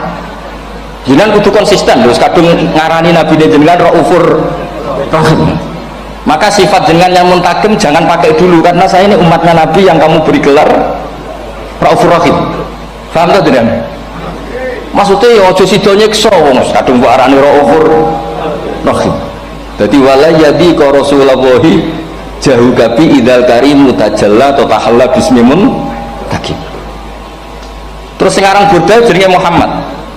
Allah kadung janji wong sing jenenge Muhammad ora bakal disiksa. Sebetulnya maknanya ya Muhammad Sayyidul Anbiya. Tapi ketika orang panggilan Muhammad ke depan, Muhammad gak boleh disiksa. Jeneng kula nggih Muhammad. Terus Burdah itu saking yakinnya ngendikan fa inna li zimmatan minhu bi tasmiyati Muhammadan wa huwa afal khalqi bi zimmah. Gusti jenengan kudu eling nami kula niku Muhammad. Wong sing jenenge Muhammad itu ora oleh disiksa. Padahal maksudnya ora oleh disiksa kan gak Nabi Muhammad, tapi biabake namine Muhammad. Terus ngendikan malih in ati dzamban fama ahdi bimun tatidi minan nabi wala habli bimunsori. Gusti kula pun iman mbek jenengan. Iman itu nilainya tertinggi. Jenenge iman nilai tertinggi, maka iman nggak bisa dibatalkan hanya karena saya salah. Jadi pangeran kok diruwayu, dipeksa, kudu ngakoni nek dene umat Rasulullah sallallahu alaihi wasallam dan in atila menekani ingsun gampan ing dosa. Fama ahdi bimuntaqidin, maka perjanjian saya dengan engkau tidak boleh dibatalkan. Itu termasuk hebatnya umat Rasulullah sallallahu alaihi wasallam. Apapun salahnya niku tetap diakoni umat Rasulullah sallallahu alaihi wasallam. Mergo termasuk kelebihan Nabi gak ada hak napa? Syafaat. Nggih eling-eling termasuk kelebihan Nabi gak ada hak napa? Syafaat. Meskipun kita tetap khawatir jenenge dosa ke istighfar, tapi aja dadi putus asa mergo napa in anti dzamban fama ahdi bimuntaqidi minan nabi wala habli bimun sorim. Terus niku cerita-cerita madhe ulama teng Rasulullah sallallahu alaihi wasallam. Mereka milih kata-kata sing wong apik eling terus. Nggih eling terus. Wau kados wau fadurru yasdadu husnan wa huwa muntazimu wa laysa yanqusu qadran wa ramun. Jadi dulu itu pernah ada faham-faham sing cara zahir hadis iku abai nabi itu seperti ini cara zahir hadis. Tapi ahli sunnah wal jamaah itu pendapat bapak nabi babe nabi ku min ahlil jannah. Mergo apa? Wa kaifala wa sayyidul akramu sallallahu alaihi wasallam wa asitatul mun taqwa. Nabi itu orang suci, pasti lewat rahim-rahim yang suci. Minal aslabi thahira ilal arhamiz zakiyatil fakhir. Itu logika yang dibangun. Sehingga terus mantep baru kayak wau mau sedibak mau berjanji kiakan wong Islam an nabi min abihi wa ila jaddi sampai Adam niku kabeh tarokus sifaha falam yusibhum aruhu min adami wa ila abihi wa ummi. Begitu juga masalah iman. Soal misalnya ada pertanyaan ilmiah, lalu Ibrahim gimana? Karena nanya Azar itu kafir. Zaman ada Nur Rasulullah sallallahu alaihi wasallam, Azar belum kafir. Setelah intikal ke Ibrahim baru Azar kafir. Atau ada yang menjawab istilah abun di situ itu majaz. Sebetulnya Azar bukan bapak kandung, tapi apa? Paman. Selalu ada jawaban ilmiah dari ulama-ulama ahli sunnah wal jamaah. Tapi kalau pesan teng jenengan sementing niku mau sedibak berjanji napa bodan ada 1-2 bait yang jenengan tahu maknanya, sehingga nanti kualitas mahabbah kita, kualitas kecintaan kita pada Rasulullah sallallahu alaihi wasallam niku tambah. Misalnya ngeten kula kan nekuni tafsir ya. Ada ayat rubama yawaddul ladzina kafaru law kanu muslimin. Niku hampir semua fasir konsensus sepakat jengben nek wong Islam mlebu neraka. Niku sampean kudu donga nek mlebu neraka muga-muga jejer wong kafir sing kecangkeman. Niku dinyek. Jarene iman nekani mau oleh jutene neraka padha wae aku. Apa meneh misalnya sampean hafal Quran jejer wong sing hafal jare kapit kok ora mlebu napa neraka. Kudu ana sing ngenyek. Mergo Allah itu tersinggung sak iso ana wong sing napa ngenyek. Akhirnya Allah tersinggung. Niku sing diceritakno tiba. Wa izzati wa jalali la ja'altu man akhlasa li bisyahadati kaman kadzdzaba bi adkhiluhumul jannata bi rahmati. Ora iso wong dekne tauhid apapun salahe wong dekne ndek tauhid ora ngarah dadi ahli neraka selawase kaya wong kafir. La ja'altu ora bakal gawe sapa ingsun man akhlasa li bisyahadah orang yang tauhidnya benar kaman kadzdzaba bi sebagaimana orang yang tidak bertauhid sama saya adkhiluhumul jannata bi rahmati. Padahal Allah dilapori malaikat, malaikatnya kira provokatif. Malaikatnya lapor wajadnahum asrafu ala anfusihim wajadna amalahum minadz-dzunubi ka'amsalil jibal. Dari pangeran wis timbang seputi Gusti, anane salah tok. Reputasine salah tok. Ghairu annahum yasyaduna alla ilaha illallah wa anna muhammadar. Niku jawab pangeran wa izzati wa jalali la ja'altu man akhlasoli kaman kadzdzaba bi adkhiluhumul jannata bi rahmati.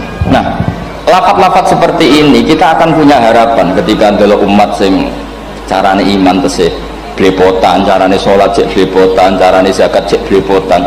Kita selalu punya harapan barokahnya iman, barokahnya mahabbah ning Rasulullah sallallahu alaihi wasallam, mereka tambah hari tambah baik. Jangan beragama yang tidak punya harapan, karena agama ini bagi yang punya harapan. Dimangka yarjuwa wal yaumal akhir, bukan yang tidak punya harapan. Mengkaji Nabi sekaruan Nabi orang terbaik dilarani wong Taif, disiksa wong Mekah. Niku malaikat usul kula siksane ya Rasulullah karena mereka menghina kekasih Allah. mereka ada iman. Nabi masih punya harapan, mungkin mereka ada iman.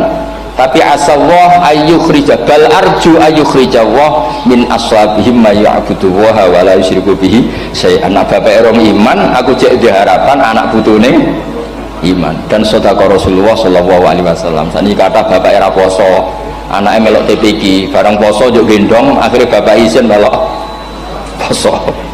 Bapake maca Quran ra tau, bapake nekani wisuda anake hafid. Mana bapake ora kena dibentuk, ya arep-arep napa? Anake. Nah anake ora kena dibentuk ya arep-arep putune nganti Imam Mahdi turun nang ngoten wae. Pokoke agama niki limangka yarjuha wal yaumal akhir. Terus kula suwun sak napa?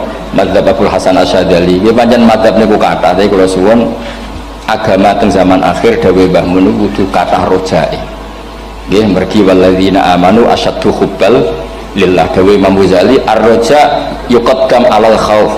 Mergo roja dadekno mahabbah. Orang yang punya harapan itu lebih mudah mahabbah. Dan hubungan kita dengan Allah itu hubungan mahabbah. Ini ku walladzina amanu asyaddu hubbal lillah. Sampeyan ro anake nawakal kok hubungane putus asa mesti masukno. Tapi nek hubungane iso wae saiki nakal so ben gak. Iso wae saiki goblok so ben gak. Senajan to ben ra terbukti lah, penting hidup itu ada harapan. Guys, penting hidup itu apa?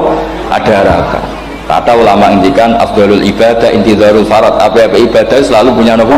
Harapan. Terus Indonesia seperti ini kita berharap akan lebih baik, akan lebih baik. Wong cilik kula niku sing jilbaban mau keluarga ketok. Saniki kathah tiyang napa? Jilbaban. Cilik kula tiyang salat di masjid nggih mboten seramai sekarang. Sampeyan ra iso grutu, tapi salat tok tapi atine ngene-ngene. Wah yo ribet nek ngoten sampeyan nyoal ideal nggih ribet. Pira-pira gelem napa? Pira-pira purun napa? Salat purun teng masjid. Sampeyan ndak usah memaksa ideal, wong kita ndak pernah napa? Ideal. Terus kula suwun cerita-cerita teng tiba teng berjanji bahwa Nabi sahibus syafa'ah. Nabi itu tiyang sing peduline napa ummati. Jadi ketika Nabi lain mboten gadah nyali ngadepi hisab. Ngene iku do muni nafsi-nafsi, Nabi tesih gadah nyali mikir umate ngendikan mati. Carane apa? Muji pangeran bimahamida allamani rabbi. Lane dawuh iki teng ulama-ulama dawuh fa Muhammadun ahmadu min ghairi. Makanya summiya Muhammadan mergo li annahu satu wasammihi idza wada'atihi Muhammadan li annahu satu madun apa? Ubah wa summiya Ahmad li annahu ahmadu min ghairi. Ini hampir semua ulama ngendikan ketika teng mahsyar semuanya Nabi gak punya nyali untuk matur minta sama Allah mergo wis kiamat berarti wis Nabi tesih gak ada pikiran Allah itu tidak terhalangi oleh kiamat, Allah tidak terhalangi oleh akhirat, Allah tidak bisa dihalangi apapun, sehingga Nabi tetap wani jaluk pangeran. Berarti mujine Nabi itu lebih tok karena tahu Allah itu tidak terbatasi. Nah karena Allah tidak terbatasi, podo-podo Allah wapian, wis tak jaluk kanggo umatku sing mati alat tauhid. Berhubung Nabi ngoten terus Allah ngendikan ya Muhammad irfa' ra'sak napa wasal tu'tah wasfa' tusyafa. Muhammad kepala kamu angkat, kamu minta apa saya turutin. Terus Nabi minta hak napa syafaat. Seseorang bertobat. Dulu umatnya Nabi Musa ada yang menyembah anak sapi, ijel itu, harus tobat. Itu tobatnya ekstrim betul. Kalau tobat sekarang kan cukup istighfar sama istighosah. Kalau dulu enggak, liyak tulal bari umingkum al mujrima, yang terbebas dari dosa menyembah anak sapi, membunuh yang terlibat atau pernah menyembah anak sapi. Makanya ayatnya apa? Fatubu ila bari'ikum faqtulu anfusakum. Ya, jadi orang-orang yang pernah menyembah anak sapi itu tobatnya apa? Faqtulu anfusakum. Sebab itu semua ulama berkewajiban menerangkan nasa mansuh. Sampai Sayyidina Ali suatu saat ada mubalek atau ustadz itu ngajar di masjid, ditanya, kamu tahu nasa mansuh enggak? Enggak tahu. Terus kata Sayyidina Ali, berhenti jadi mubalek, lisensinya dicopot. Dicopot, kemudian halakta wa ahlakta, kamu rusak juga merusak. Kenapa demikian? Logikanya begini, semua nabi itu kan panutan. Saya ulang lagi ya, semua nabi itu panutan. Tapi kalau kamu tidak tahu nasaman, so jangan-jangan kamu ikut nabi sebelum kamu, yang nasahnya itu syariatnya sudah apa? Mansukhoh, sudah di nasah. Itu kayak kasus Sunda Wiwitan itu. Itu gak mau punya Nabi Muhammad karena kurang keren, kurang sepuh. Nabinya langsung Nabi Adam. Resikonya adalah beberapa aliran sesat itu, aliran yang kurang benar itu, zaman Nabi Adam kawinan otomatis sama saudaranya. Lalu masa sekarang kita membolehkan kawin sama apa? Kalau sama Nabi Adam mau tidak mau, karena yang cowoknya ya bin Adam, putrinya binti Adam. Lalu Allah bikin satu sunnah yang suami istri itu harus beda, yaitu satu kandungan itu melahirkan satu pasang.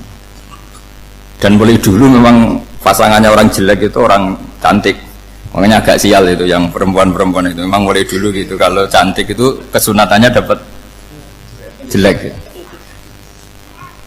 Nanti sama-sama masuk surga karena yang cowoknya ibadahnya syukur, yang ceweknya sabar gitu. Itu nanti sama-sama.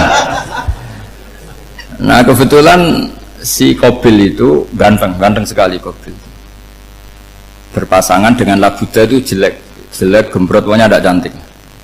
Enggak lah, kebalik. Qabil itu berpasangan sama Iklimah. Jadi Qabil ganteng, punya adik kandung namanya Iklimah, itu cantik sekali. Yang Habil itu rapati apa? Berarti yang Habil apa?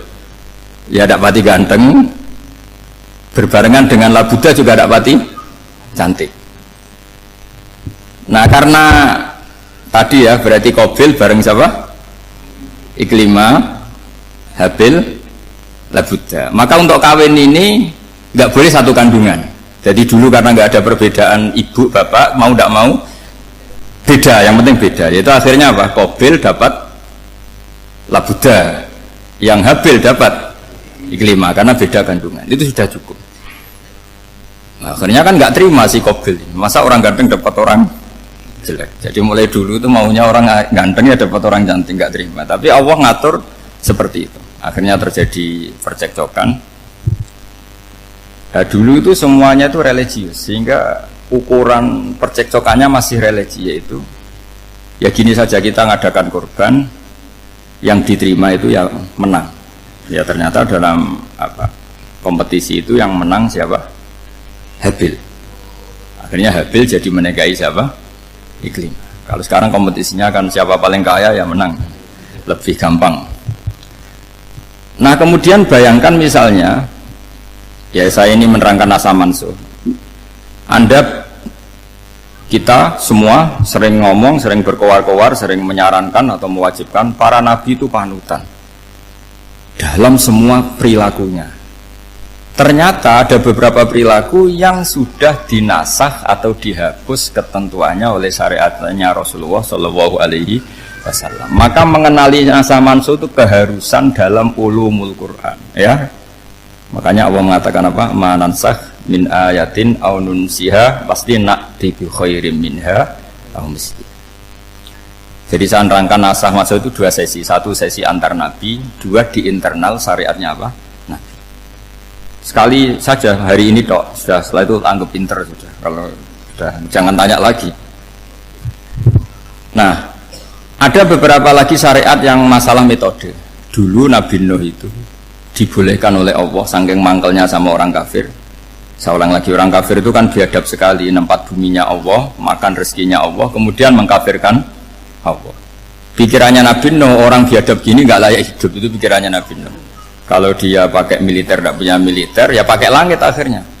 Pakai kekuatan langit, beliau berdoa, Rabbi la tazar alal ardi minal kafirina dayyar. Innaka intazarhum yudillu ibadaka wala yalidu illa fajirong kafar. Ya Allah, mereka ini orang-orang kafir, padahal pakai bumi engkau, pakai rezeki engkau, matikan semua saja, jangan sisakan satu pun.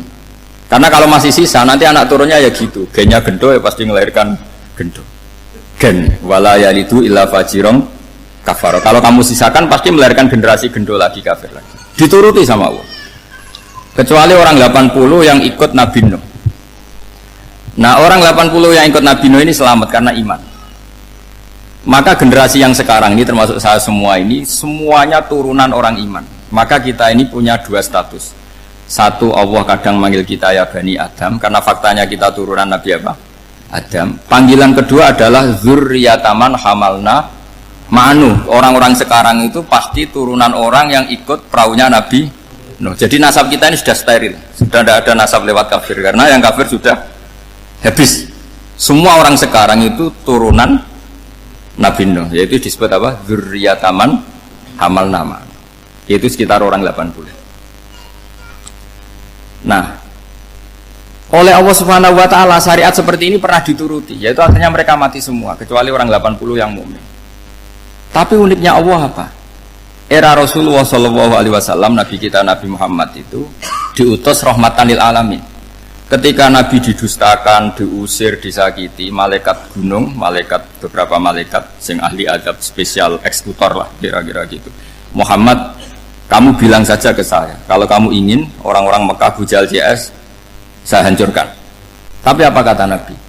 Saya berharap kalau mereka belum iman, anak cucunya iman. Karena bagaimanapun sperma ya atau calon bayi atau calon keturunan itu kan ada fi aslabir rijal atau fi zuhurir rijal. Jadi kalau dalam ilmu agama itu gen manusia itu disimpan di zuhurir rijal di punggung lelaki, nanti dipindah ke arhamin nisa. Logikanya gini, ini dengerin ya. Logikanya gini, misalnya Abu Jahal itu di situ ada orang namanya Ikrimah, itu anaknya Abu Jahal, itu orang mukmin. Akhirnya ya jadi orang alim. Abu Lahab itu di rahimnya di punggungnya ada perempuan namanya Darrah, akhirnya juga orang mukminah. Saya berikan contoh. Khalid bin Walid itu anaknya Walid. Walid itu musuh besarnya Rasulullah, tapi di punggungnya ada orang bernama Khalid. Ini dengerin. Nah, di punggung ini kira-kira Allah sudah tahu apa belum? Jawabannya sudah tahu. Artinya kalau ini mati atau kamu bunuh, kamu sebenarnya nggak bunuh orang kafir saja, bunuh calon orang mukmin yang sekarang masih bersemayam di punggungnya orang-orang kafir. Jadi bisa saja orang yang sedang kafir itu ada sekian calon generasi yang suatu saat mukmin. Itu syariat yang diajarkan ke Rasulullah Shallallahu Alaihi Wasallam. Karena kasofnya Nabi, kasof itu satu kondisi di mana seorang Nabi itu dipertontonkan sesuatu yang nggak kelihatan. Itu dalam bahasa Arab kasof atau mukasyafa. Nabi dipertontonkan ternyata banyak orang kafir yang di punggungnya itu ada calon generasi mukmin atau Muslim. Akhirnya Nabi nggak berani. Jangan bunuh. Mungkin bapaknya ada iman tapi anaknya iman. Betul, Abu Jahal punya anak Ikrimah, Abu Lahab punya anak Darrah, Walid punya anak siapa? Walid. Itu mirip seperti kita, bapak era sholat, anak ETPK sholat, akhirnya bapaknya katut sholat. Banyak gak di Indonesia, bapaknya tidak bisa baca Quran, anaknya hafid. Nah, itu kalau bapaknya kamu habis, tidak ada yang meselin. Makanya biarkan hidup saja. Nah, artinya gini, andaikan tidak ada ulama yang menerangkan nasa mansuh, dikira syariat Nabi Nuh itu abadan mu'abbadat, selamanya lama.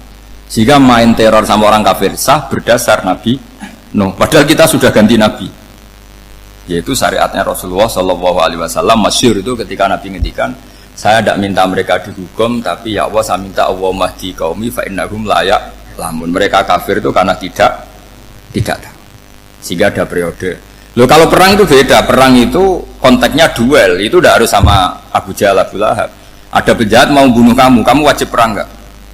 Wajib. Penjahatnya meskipun Muslim apa harus kafir? Meskipun Muslim. Maka kata ulama fikih sebetulnya perang duel itu bukan syariat Muslim sama kafir tok. Masih Muslim sama Muslim, misalnya ada orang mau merkosa istri kamu, terus dia pamit gini, saya Muslim loh, beri hak loh. Nggak bisa. Saya penjahat loh, Muslim, jadi kamu nggak boleh merangin saya, ngelawan saya kan Muslim. Nggak bisa, tetap harus dilawan. Makanya kata ulama-ulama fikih, pertarungan sama musuh itu tidak harus sama orang kafir. Orang Muslim pun yang mengganggu kehormatan kita, misalnya mau merkosa istri Anda, itu harus dilawan. Makanya Nabi ngendikan, mangkutila duna mali fahuwa syahid, mangkutila duna harimi fahuwa syahid. Orang yang mati karena membela kehormatan keluarganya atau hartanya, maka dia mati syahid. Dan penjahat yang mati ini muhaddarun damu, diabaikan sehingga nggak kena kisos, membunuhnya nggak kena. Misalnya ada penjahat membunuh kamu duel menang, kamu nggak kena kisos karena ini muhaddarun damu, diabaikan kehormatannya. Padahal dia Muslim, apa? Muslim. Ini perlu. Jadi ini mengaji ini agak jelimet tapi gampang. Kan kalau paham nggak paham selesai, jadi anggap aja selesai itu. Sehingga kalau nggak ada nasa mansuh, maka orang selalu berpikir, pokoknya yang penting ikut Nabi. Nah itu bahayanya kalau Anda tidak tahu detail, jangan-jangan syariat yang kamu ikuti itu syariat yang sudah berstatus mansukhoh, telah dicabut. Dan itu banyak. Makanya kata Sayyidina Ali ketika ada orang ngajar gak tahu nasa mansuh, halakta wa ahlakta, kamu rusak dan merusak orang lain. Seperti tadi pernah ada kawin itu satu turunan, yaitu era Nabi Adam. Masa kita sekarang kawin sama satu turunan, kan gak mungkin. Ya kan, pernah ada membumi hanguskan orang kafir, yaitu syariatnya Nabi Nuh, itu dihapus oleh syariatnya Nabi Ibrahim dulu. Yaitu Nabi Ibrahim menghentikan apa? Faman tabi'ani fa innahu minni wa man asani fa innaka ghafurur rahim. Ya, kalau orang ikut saya ya Allah ya pasti golongan saya. Kalau yang masih maksiat, masih balelo, saya berharap engkau ampuni. Akhirnya banyak orang kafir tobat. Coba era Rasulullah itu semua orang kafir Mekah itu kafir. Nabi belum wafat itu sudah ada 114.000 mukmin semua. Jadi Nabi menangi mayoritas orang menjadi mukmin dari mayoritas kafir, yaitu disebut wara'aitan nasa yadkhuluna fi dinillahi afwaja. Andai kan Nabi Muhammad pakai syariatnya Nabi Nuh, bisa enggak mengislamkan orang sebanyak itu? Enggak bisa kan? Maka ini penting mengenali nasah mansuh. Jadi periode cara wong Jawa maksud no tuntas. Robila tadar itu, pasot tuntas itu, menghabisi itu habis di periode Nabi siapa? No, syariat itu sudah enggak dipakai lagi. Yang dipakai apa? Faman tabi'ani fa innahu minni wa man asani fa innaka ghafurur rahim. Lah Nabi Muhammad ini nabi yang kena khitab anit tabi' millata Ibrahim hanifah. Jadi masternya Nabi Muhammad itu mentornya Nabi Ibrahim. Sehingga syariatnya ya faman tabi'ani fa innahu minni wa man asani fa innaka ghafurur rahim. Tidak syariat rabbila tadzar alal ardi minal kafirina daya.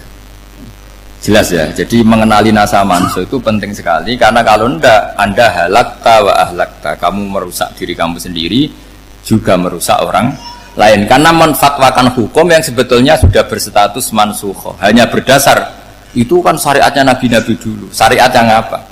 Syariat yang nggak pernah terhapus hanya satu, usuluddin, yaitu tauhid, itu sama. Tapi kalau syariat itu beda-beda, atau furu'iyah itu beda-beda.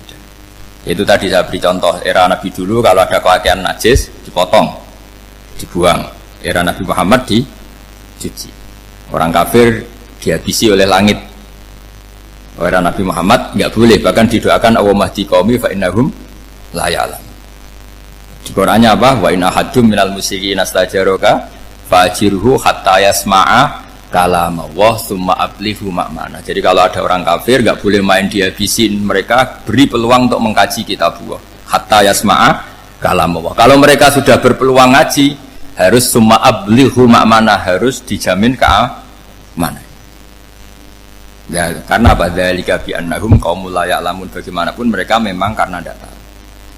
Nah, kenapa tidak tahu? Enggak. Karena tadi mereka tertutup oleh kultur yang beratus-ratus tahun. Babanya mereka menyembah batu, menyembah berhala. Ya taunya itu ya Tuhan. Bagaimana Anda bisa menjelaskan sesuatu yang sudah beratus-ratus tahun, kan tidak gampang. Maka ada periode dimaklumi, apa? Kalau era sampean kan, mosok waktu disembah saking gobloknya orang, kamu lahir kan sudah nyembah Allah, tidak nyembah batu. Bayangkan kalau kamu jadi mereka. Wong perut kamu saja disuruh makan pizza sakit kok, karena saking lamanya makan sambal kan gitu. Kamu bilang perempuan Indonesia saja cantik kok, saking lamanya jadi orang Indonesia. Padahal orang Indonesia tanyakan orang Eropa, cantiknya di mana? Kamu lahir di Afrika, bilang orang Afrika itu cantik, tanyakan orang Eropa, cantiknya di mana, hitam gitu kok. Jadi orang itu pasti terkooptasi oleh sekelilingnya. Orang Afrika akan bilang wanita Afrika itu cantik. Coba tanyakan orang Eropa, cantik apa enggak? Belas. Orang Eropa yang kulitnya gitu kata orang Eropa indah, kata sampean. Koyok anaknya kebo katanya kuda jadi. Jadi orang itu akan terkooptasi oleh sekelilingnya. Bayangkan kalau semua orang nyembah berhala terus kamu tidak, alasan kamu apa? Kan menentang mayoritas. Dan itu berat. Maka dimaklumi oleh Allah, dzalika bi annahum qaumul la ya'lamun, fi manah panyeruarah. Nah, pemakluman ini yang mulai sekarang terkikis. Orang main pukul saja enggak mau ngaji. Enggak mau ngaji Quran secara kafah. Jadi fatwanya Islam kafah tapi ngajinya Quran enggak kafah. Ngambil 1-2 potongan ayat dipakai dalil. Jadi Islamnya inginnya kafah tapi ngajinya Quran enggak Kalau kafah ya hafal 30 juz itu. Kalau mau kafah ya hafal berapa? 30 juz. Makanya saya sering dinasihati orang karena belum tahu saya ini hafal Quran. Bapak harusnya Islam itu kafah. Kata saya ya dimulai dari konsep Islam itu kafah dulu, apa ya hafal Quran secara kafah. Jadi ini penting saya utarakan. Bahaya sekali orang mengenali Islam tanpa mengenali nasakh mansukh. Karena beberapa syariat Nabi sebelum kita itu berstatus mansukh. Terus contoh berikutnya, ini nasakh mansukh antar Nabi apa khusus internal Nabi? Antar Nabi aja nggak selesai nih sampai subuh aja nggak selesai. Contoh yang paling keren mungkin cowok semua senang. Nabi Dawud dulu istrinya berapa? 99. Nah, itu kalau masih halal itu kan berarti jenengan tuh punya istri berapa? Wah, kan ngeri betul. Punya satu aja repotnya gitu, apalagi berapa? Punya 99. Terus kamu bilang gini, ini kan syariatnya Nabi Dawud, Nabi kan bisa diikuti. Pernah ada periode di mana seperti itu boleh. Jadi makanya mau tidak mau ngenali nasakh mansukh itu harus. Kalau enggak ya kamu masih berkeyakinan boleh beristri berapa? Nah ini penting saya utarakan. Makanya Sayyidina Ali itu kalau ngetes calon mubaligh, kira-kira kalau Kemenak dulu inginnya apa? Sertifikasi apa? Mubaligh. Itu tanyanya gitu. Ta'rifun an-nasakh wal mansukh, kamu apa tahu nasakh mansukh? La. Jawabnya Sayyidina Ali, halak tahu ahlak tahu, kamu orang yang rusak. Karena tadi takutnya ada syariat yang sudah mansukh dipakai. Itu tadi misalnya kita ini tidak umatnya Nabi Nuh, tapi pakai syariat Robbila tadar alal ardi minal kafirina. Terus ketiga begini, misteri manusia itu. Dan ini kita tidak pernah tahu sampai kiamat, tapi ini ilmu harus kita diskusikan. Misalnya saya ini namanya Bahauddin. Saya sekarang hidup sampai 2019 sekarang. Kan hanya Allah yang tahu berapa turunan saya sampai kiamat dan statusnya kayak apa. Donald Trump juga gitu. Donald Trump itu sekarang kafir, tapi kita tidak pernah tahu nanti turunan keberapa ada yang Muslim.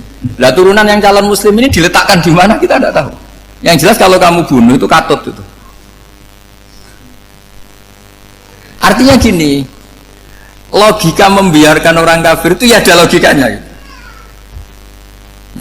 Logika membunuh karena mereka mau membunuh kita ya ada logika fikihnya, karena kalau kita ada membunuh dibunuh. Makanya semuanya hukum ini terus bergantung al-hukmu yaduru ma'ilatihi wujudan wadan.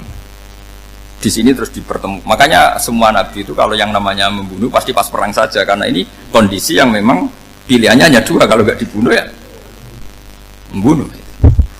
Ada duel lah. Maka ini butuh kajian fikih dan orang nggak boleh subjektif dalam hal ini.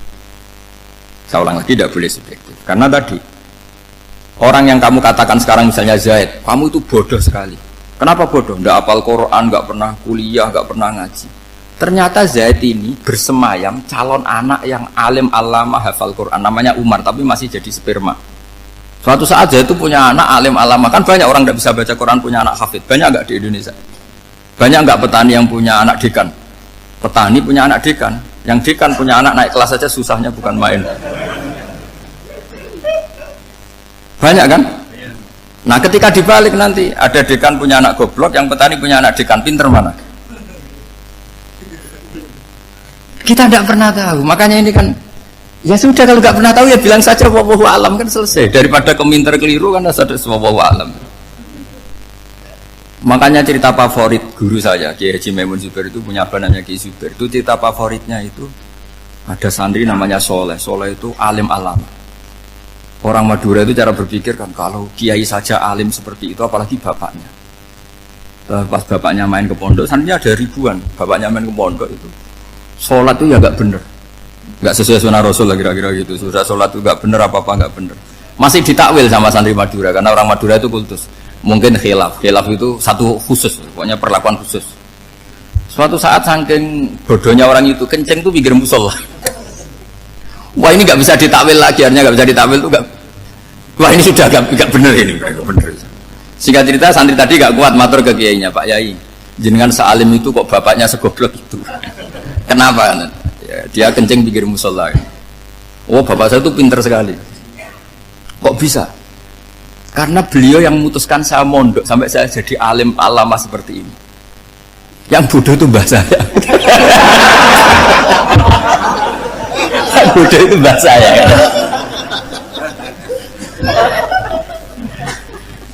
Artinya gini, sekarang misalnya Anda dekan, atau Anda rektor, atau Anda profesor, atau Anda kiai top, mubalek kondang.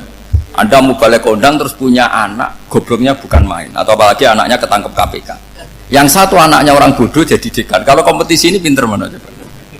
Ada ahli metodologi, tapi anaknya itu terlibat narkoba. Yang ini petani utun, anaknya dekan. Kira-kira kalau dikompetisikan pinter mana? Anaknya pinter petani tadi gitu. Yang ketika petani kamu vonis bodoh gitu. Tapi siapa tahu kalau ini menyimpan calon, paham ya? Kita tidak pernah tahu. Makanya Quran selalu ngajari dalam ilmu sosial itu wa in adri la'allahu fitnatul lakum wa mata'un ila. Dalam ilmu sosial itu kita harus jawab tidak tahu. Karena mungkin. Makanya saya tadi pagi ngaji di direktorat, saya bilang, saya pernah diprotes orang, Gus kamu udah jelas 01 atau 02. Ya saya jawab gitu. Manusia itu makhluk yang paling gak jelas gitu. Sekarang soleh, suatu saat bisa saja gak soleh. Yang sedang gak soleh, suatu saat soleh. Sesuatu yang mungkin rubah kok kamu fanatik itu gimana? Nalarnya itu gimana? Coba kita tahu dulu, Wahsy itu pembunuh Hamzah, akhirnya mati mukmin ya enggak? Padahal orang yang sangat dibenci Rasulullah karena membunuh Sayyid siapa? Hamzah. Sa'labah yang tukang itikaf di masjid, akhirnya su'ul Fatimah. Kita tidak pernah. Nah kalau nggak pernah tahu ya tidak usah terlalu fanatik, biasa saja. Kayak jenengan seneng saya itu ya saya tidak tahu sampai kapan ya. Saya seneng sampai kapan ya tidak tahu. Kayak suami istri itu. Pas nikah harmonis bulan madu sampai kapan berarti. Yang jelas paling awet itu pasangan jelek itu pasti nggak awet. Makanya jadi guyonan tuh. Pasangan itu jangan baik-baik gak awet, kalau jelek itu awet. Ternyata maksudnya cantik sama ganteng itu suatu saat pasti jadi jelek. Yang jelek sama jelek pasti jelek terus. Makanya jadi guyonan.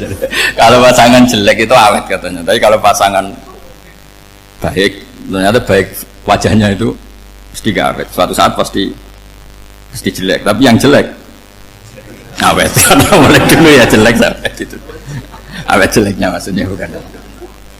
Ya jelas ya, jadi saya mohon sekali ini ilmu. Sampai ndak urusan, ini bukan urusan cocok ndak cocok, tapi ilmu. Ilmu harus kita dengar bahwa syariatnya para nabi itu yang sifatnya furu'iyah, tidak usuliyah, tidak tauhid itu potensi rubah.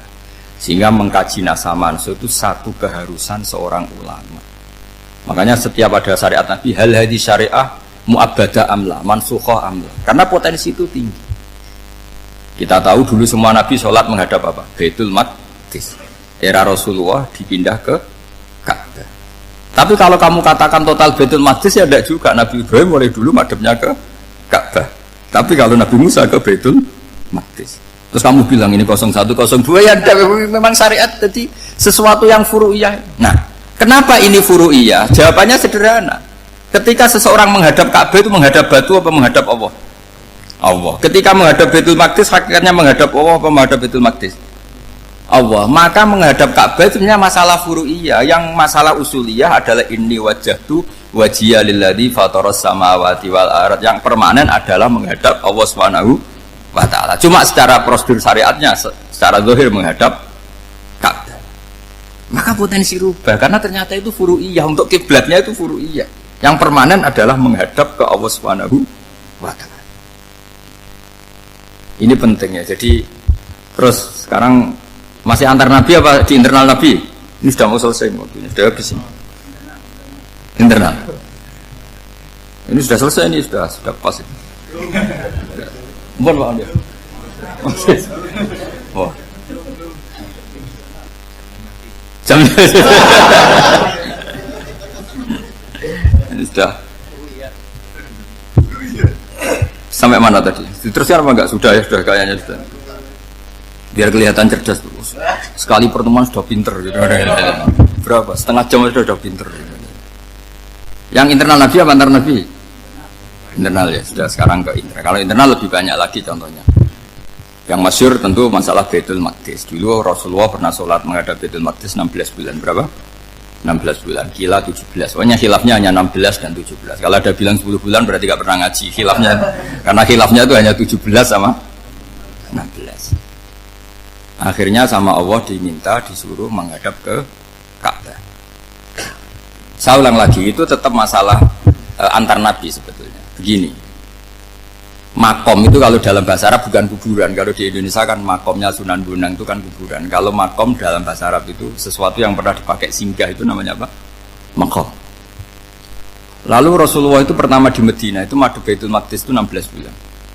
Orang Yahudi senangnya bukan main, sampai mereka bilang gini, Muhammad tuh gaya-gaya nantok punya agama baru, tapi kiblatnya ikut kita. Baguslah anak itu katanya, masih tahu diri katanya. Bagus katanya itu masih tahu diri. Jadi senangnya bukan main orang Yahudi, karena kiblatnya Muhammad sama dengan mereka. Ya tentu mereka jangkar Muhammad, bukan Sayyidina Muhammad atau Rasul Muhammad, karena mereka masih gak iman. Nabi itu ya agak tersiksa, karena beliau secara gen turunan Nabi Ibrahim dan kiblatnya Ibrahim itu Ka'bah. Agak tersiksa, tapi sami'na wa ata'na tetap madhab ke Baitul Maqdis berapa? 16 bulan. Suatu saat Nabi Muhammad itu disuruh madhab Ka'bah. Ini dengerin. Akhirnya madhab ke Ka'bah. Apa yang terjadi? Orang Yahudi komentar gini, Muhammad itu gimana? Dia di perantauan, rindu sama keluarganya, terus rindunya itu diaplikasikan jadi perilaku agama. Jadi dia madhab Ka'bah dianggap kangen. Kayak saya kan orang Rembang. Rembang itu apanya Jogja? Timurnya apa? Nggak, Jakarta itu mana Jakarta itu? Barat sana ya. Ibaratnya saya orang Jakarta, terus merantau di Jogja. Dulu kiblatnya itu menghadap ke timur, terus ketika madhab ke barat, kata sampean, wah itu padune kangen apa? Keluarga. Itu kurang ajar orang Yahudi. Jadi orang Yahudi itu memang paling pinter bully. Makanya kalau sampean tukang bully itu ya agak-agak, ya enggak. Saya tidak ngomong agak ya, pokoknya agak-agak. Ya. Pinter bully orang Yahudi. Makanya nggak ada orang debat sepinter orang Yahudi. Yang bisa ngalahkan hanya Tuhan itu. Orang Yahudi yang bisa ngalahkan hanya Tuhan. Sayyidina Ali tak orang paling terkenal cerdas. Itu kalau sama orang Yahudi itu pusing. Karena ya apa logikanya itu? Saya beri sekian contoh. Ada orang Yahudi tanya gini, Muhammad, kalau kambing mati itu yang bunuh siapa? Ya Allah, mati langsung itu. Agama kamu itu aneh, Mak. Yang langsung sentuhan Allah haram, tapi yang lewat tangan-tangan jahil manusia malah halal. Harusnya itu yang halal, kan orisinil, langsung Allah yang bunuh. Jadi utaknya itu aneh, dari cara berpikir itu aneh. Nah cara sampeyan ini kan, nak halal pangan kue. Tapi Nabi kan nggak boleh bertutur kata kasar gitu. Kalau yang jadi Nabi saya untalan kan gitu. Tapi Nabi kan nggak boleh kasar. Jadi Nabi itu problem karena nggak boleh apa? Kasar. Kalau kita kan gampang, ya nak halal untalan kan selesai, Pak. Tapi Nabi nggak boleh kasar gitu. Jadi enak jadi nggak Nabi ya, sama itu kan enak. Mau keliru ya pantas, mau apa saja pantas. Karena kan nggak panutan. Kalau Nabi nggak bisa meluruskan kebenaran itu harus tetap sesuai akhlak. Ya jadi agak kerepotan. Makanya punya Umar alhamdulillah ada yang nggak perlu aturan gitu. Jadi enak. Jadi ya itu memang aturannya harus itu. Coba Nabi itu perang tapi nggak boleh bunuh. Kayak apa susahnya? Beliau jadi sasaran tembak tapi nggak boleh bunuh. Kalau sahabat kan enak, duel, relax, santai lah, bisa tarung. Kalau Nabi nggak boleh. Makanya Nabi meskipun ikut perang terus nggak ada sejarah orang yang dibunuh. Ya, hanya satu peristiwa itu pun dibaca orang kafir, ditangkis Nabi, pedangnya kembali ke dia mati. Tapi nggak ada yang Nabi. Karena Nabi kalau pembunuh nanti itu terus kayak pendekar kan susah juga punya Nabi kok. Habis perang misalnya Nabi tanya, Muhammad habis serang berapa? 1000. Ya repot juga punya Nabi mantan apa? Pembunuh, meskipun yang dibunuh orang kafir, tapi kan kayak apa ya? Fitrah manusia itu akan menolak kepemimpinan orang yang gitulah pokoknya nggak bisa diterangkan itu. Makanya Nabi itu nggak pernah bunuh, meskipun kayak apa musuhnya, tapi nggak pernah bunuh. Untungnya di sekeliling orang-orang yang tadi.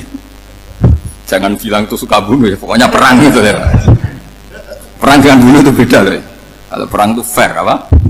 Fair. Sampai mana tadi? Nabi Ibrahim ya. Makom tadi saya ulang lagi. Nabi Muhammad menghadap ke Baitul Maqdis itu hanya Allah nuruti. Ini loh Nabi betul. Tahu betul bahwa di antara syariat adalah Baitul Maqdis. Karena semua Nabi pernah berkiblat Baitul Maqdis. Tapi Nabi ketika menghadap ke Ka'bah, Nabi juga dibilangin sama Allah, ini loh syariat yang benar, karena Ka'bah juga kiblat sing aktaku, lebih tua ketimbang Baitul Maqdis. Maka disebut Ka'bah Atiqah. Ilal Baitil Atiq. Kalau Quran bahasakan Ka'bah apa? Wal yatawafu bil Baitil Atiq. Atiq itu tua sekali. Ya sudah. Ketika berstatus tua itu orang Yahudi seneng, mergo roh kelirune Muhammad. Mereka nantang, Muhammad ayo debat terbuka.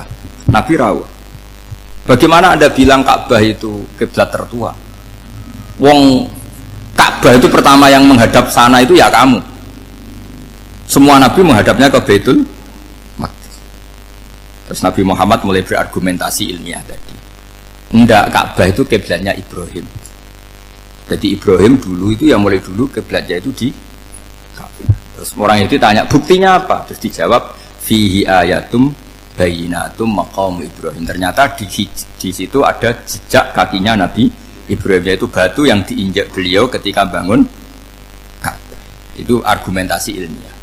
Lah bareng orang Yahudi kehilangan ilmu, itu gobloknya orang Yahudi. Makanya yang bisa mengalahkan Yahudi hanya Allah Subhanahu wa taala. Wong Ibrahim saja golongan kita, pengikut kita. Ibrahim itu pengikut Yahudi. Wah, itu Nabi mulai senyum-senyum, mulai tertawa-tawa. Wah, itu goblok, orang terdidik. Karena itu ibaratnya kayak kamu bilang Soekarno itu pengagum Puan Maharani. Kira-kira seperti itu. Soekarno itu pengikut Puan, karena Yahuda itu Yahuda bin Yakub bin Ishak bin Ibrahim. Saya ulang lagi ya, nasabnya Yahudi ya Pak, Yahuda bin Yakub bin Ishak bin Ibrahim. Jadi Ibrahim itu mbah keempat dari Yahuda. Tapi karena mereka kalah debat, Ibrahim itu pengikut Yahudi, itu sama dengan bilang apa? Soekarno itu pengikut Puan Maharani. Itu kan jadi aneh. Atau Gus Dur pengikut Mbak Yeni, atau Basim Asari pengikut Mbak Yeni, itu kan aneh. Wah, akhirnya sama Allah diingatkan. Makanya ada ayat ha antum haula hajatum fi malakum bi ilm falimatu hajuna fi ma laysa lakum bi ilm. Perjanjian debat ini semuanya harus ilmiah. Tapi kenapa perdebatan Anda malah tidak ilmiah? Harusnya orang Yahudi iftadohu, malu semua. Wah, semuanya Muhammad. Itu satu-satunya kekalahan orang Yahudi. Tapi ayat-ayat seperti ini itu enggak populer. Ayat ha antum haula hajastum fi malakum bi ilm falimatu hajuna fi ma laysa lakum bi. Jadi Islam, betapa hebatnya Islam. Kalau debat harus ilmiah. Dan Kanjeng Nabi menantang, ini perjanjian kita debat ini ilmiah. Kenapa sekarang jadi tidak ilmiah?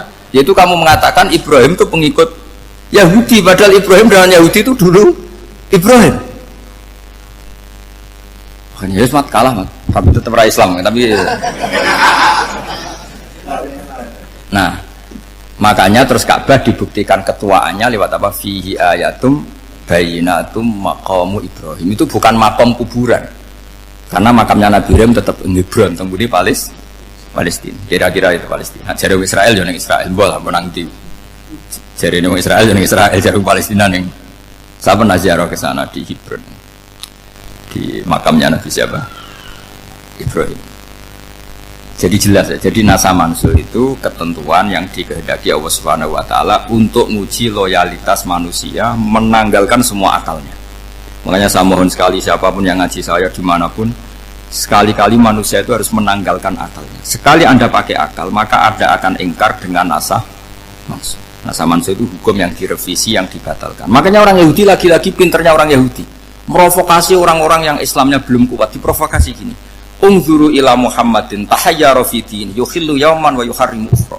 Lihat itu Muhammad, dia kebingungan cara beragama. Kadang bilang A, besok bilang B. Jadi nasa mansur dianggap satu bentuk kebingungan. Gak kurang ajar tapi. Wah, akhirnya sebagian orang yang murtad. Makanya nasa mansur itu satu peristiwa yang menjadikan banyak orang murtad. Karena diprovokasi orang Yahudi bahwa itu bentuk kebingungan Muhammad. Akhirnya terus saya qulu sufa minan nasi ma wallahum al-qiblati mulati kanu aliyah. Nah, kelirunya orang Yahudi adalah ternyata nasa mansuh yang dipilih Rasulullah itu semuanya ada di Taurat dan Injil. Termasuk di Taurat dan Injil disifati dan Nabi yusolli ilal qiblatin, bahwa Nabi ini akan bersolat dengan dua kiblat. Makanya tetap ditantang. Qul fa'tu bit Taurati fatluha in kuntum shadiqin. Kalau kamu tidak percaya bahwa saya ini orisinil, ayo bareng-bareng mengkaji Taurat. Tapi mereka tidak siap mengkaji Taurat. Karena Taurat semuanya mendukung Rasulullah Muhammad SAW. Fatluha in kuntum shadiqin. Makanya ini penting sekali ngaji. Jadi perdebatan itu macam-macam. Dan itu pinternya orang Yahudi. Unzuru ila Muhammadin tahayyara fi dini. Yukhillu yauman wa yuharrimu ukhra. Ini penting sekali. Makanya nasa mansu itu uji loyalitas. Itu Imam Malik kalau mencontohkan ke Imam Syafi'i. Saya berisikan contoh fikih. Ini saya melanggar waktu ini. Ini sudah berapa? Saya yang tidak mengesahkan diri saya. Ya misalnya ini ya, ini kertas saya bawa ya, ini kertas saya bawa. Terus ini tak kasih uang misalnya, uang 100.000. Atau kalau contoh Imam Syafi'i dulu dididik Imam Malik begini. Ya Syafi'i, kalau kamu punya 2 budak, 2 pembantu, kalau dulu kan masih ada budak, 2 pembantu lah kira-kira. Seneng mana, yang cerdas sama yang goblok? Seneng yang cerdas. Kalau yang nurut sama yang bantahan, seneng yang nurut. Lah yang nurut itu yang goblok. Makanya tinggal dibalik saja. Kamu tak beda ya. Seneng mana punya istri yang cerdas apa yang goblok? Coba jawab. Atau ibu-ibu mbak-mbak ini, seneng mana punya suami yang cerdas atau yang goblok? Kalau cerdas gak bisa diakali. Tapi goblok nurut tapi ya kadang di sini-sini kan di sini. Nah, itu kan antar manusia. Masalahnya kita menghadapi Allah Subhanahu wa taala yang semua kita pasti bodoh.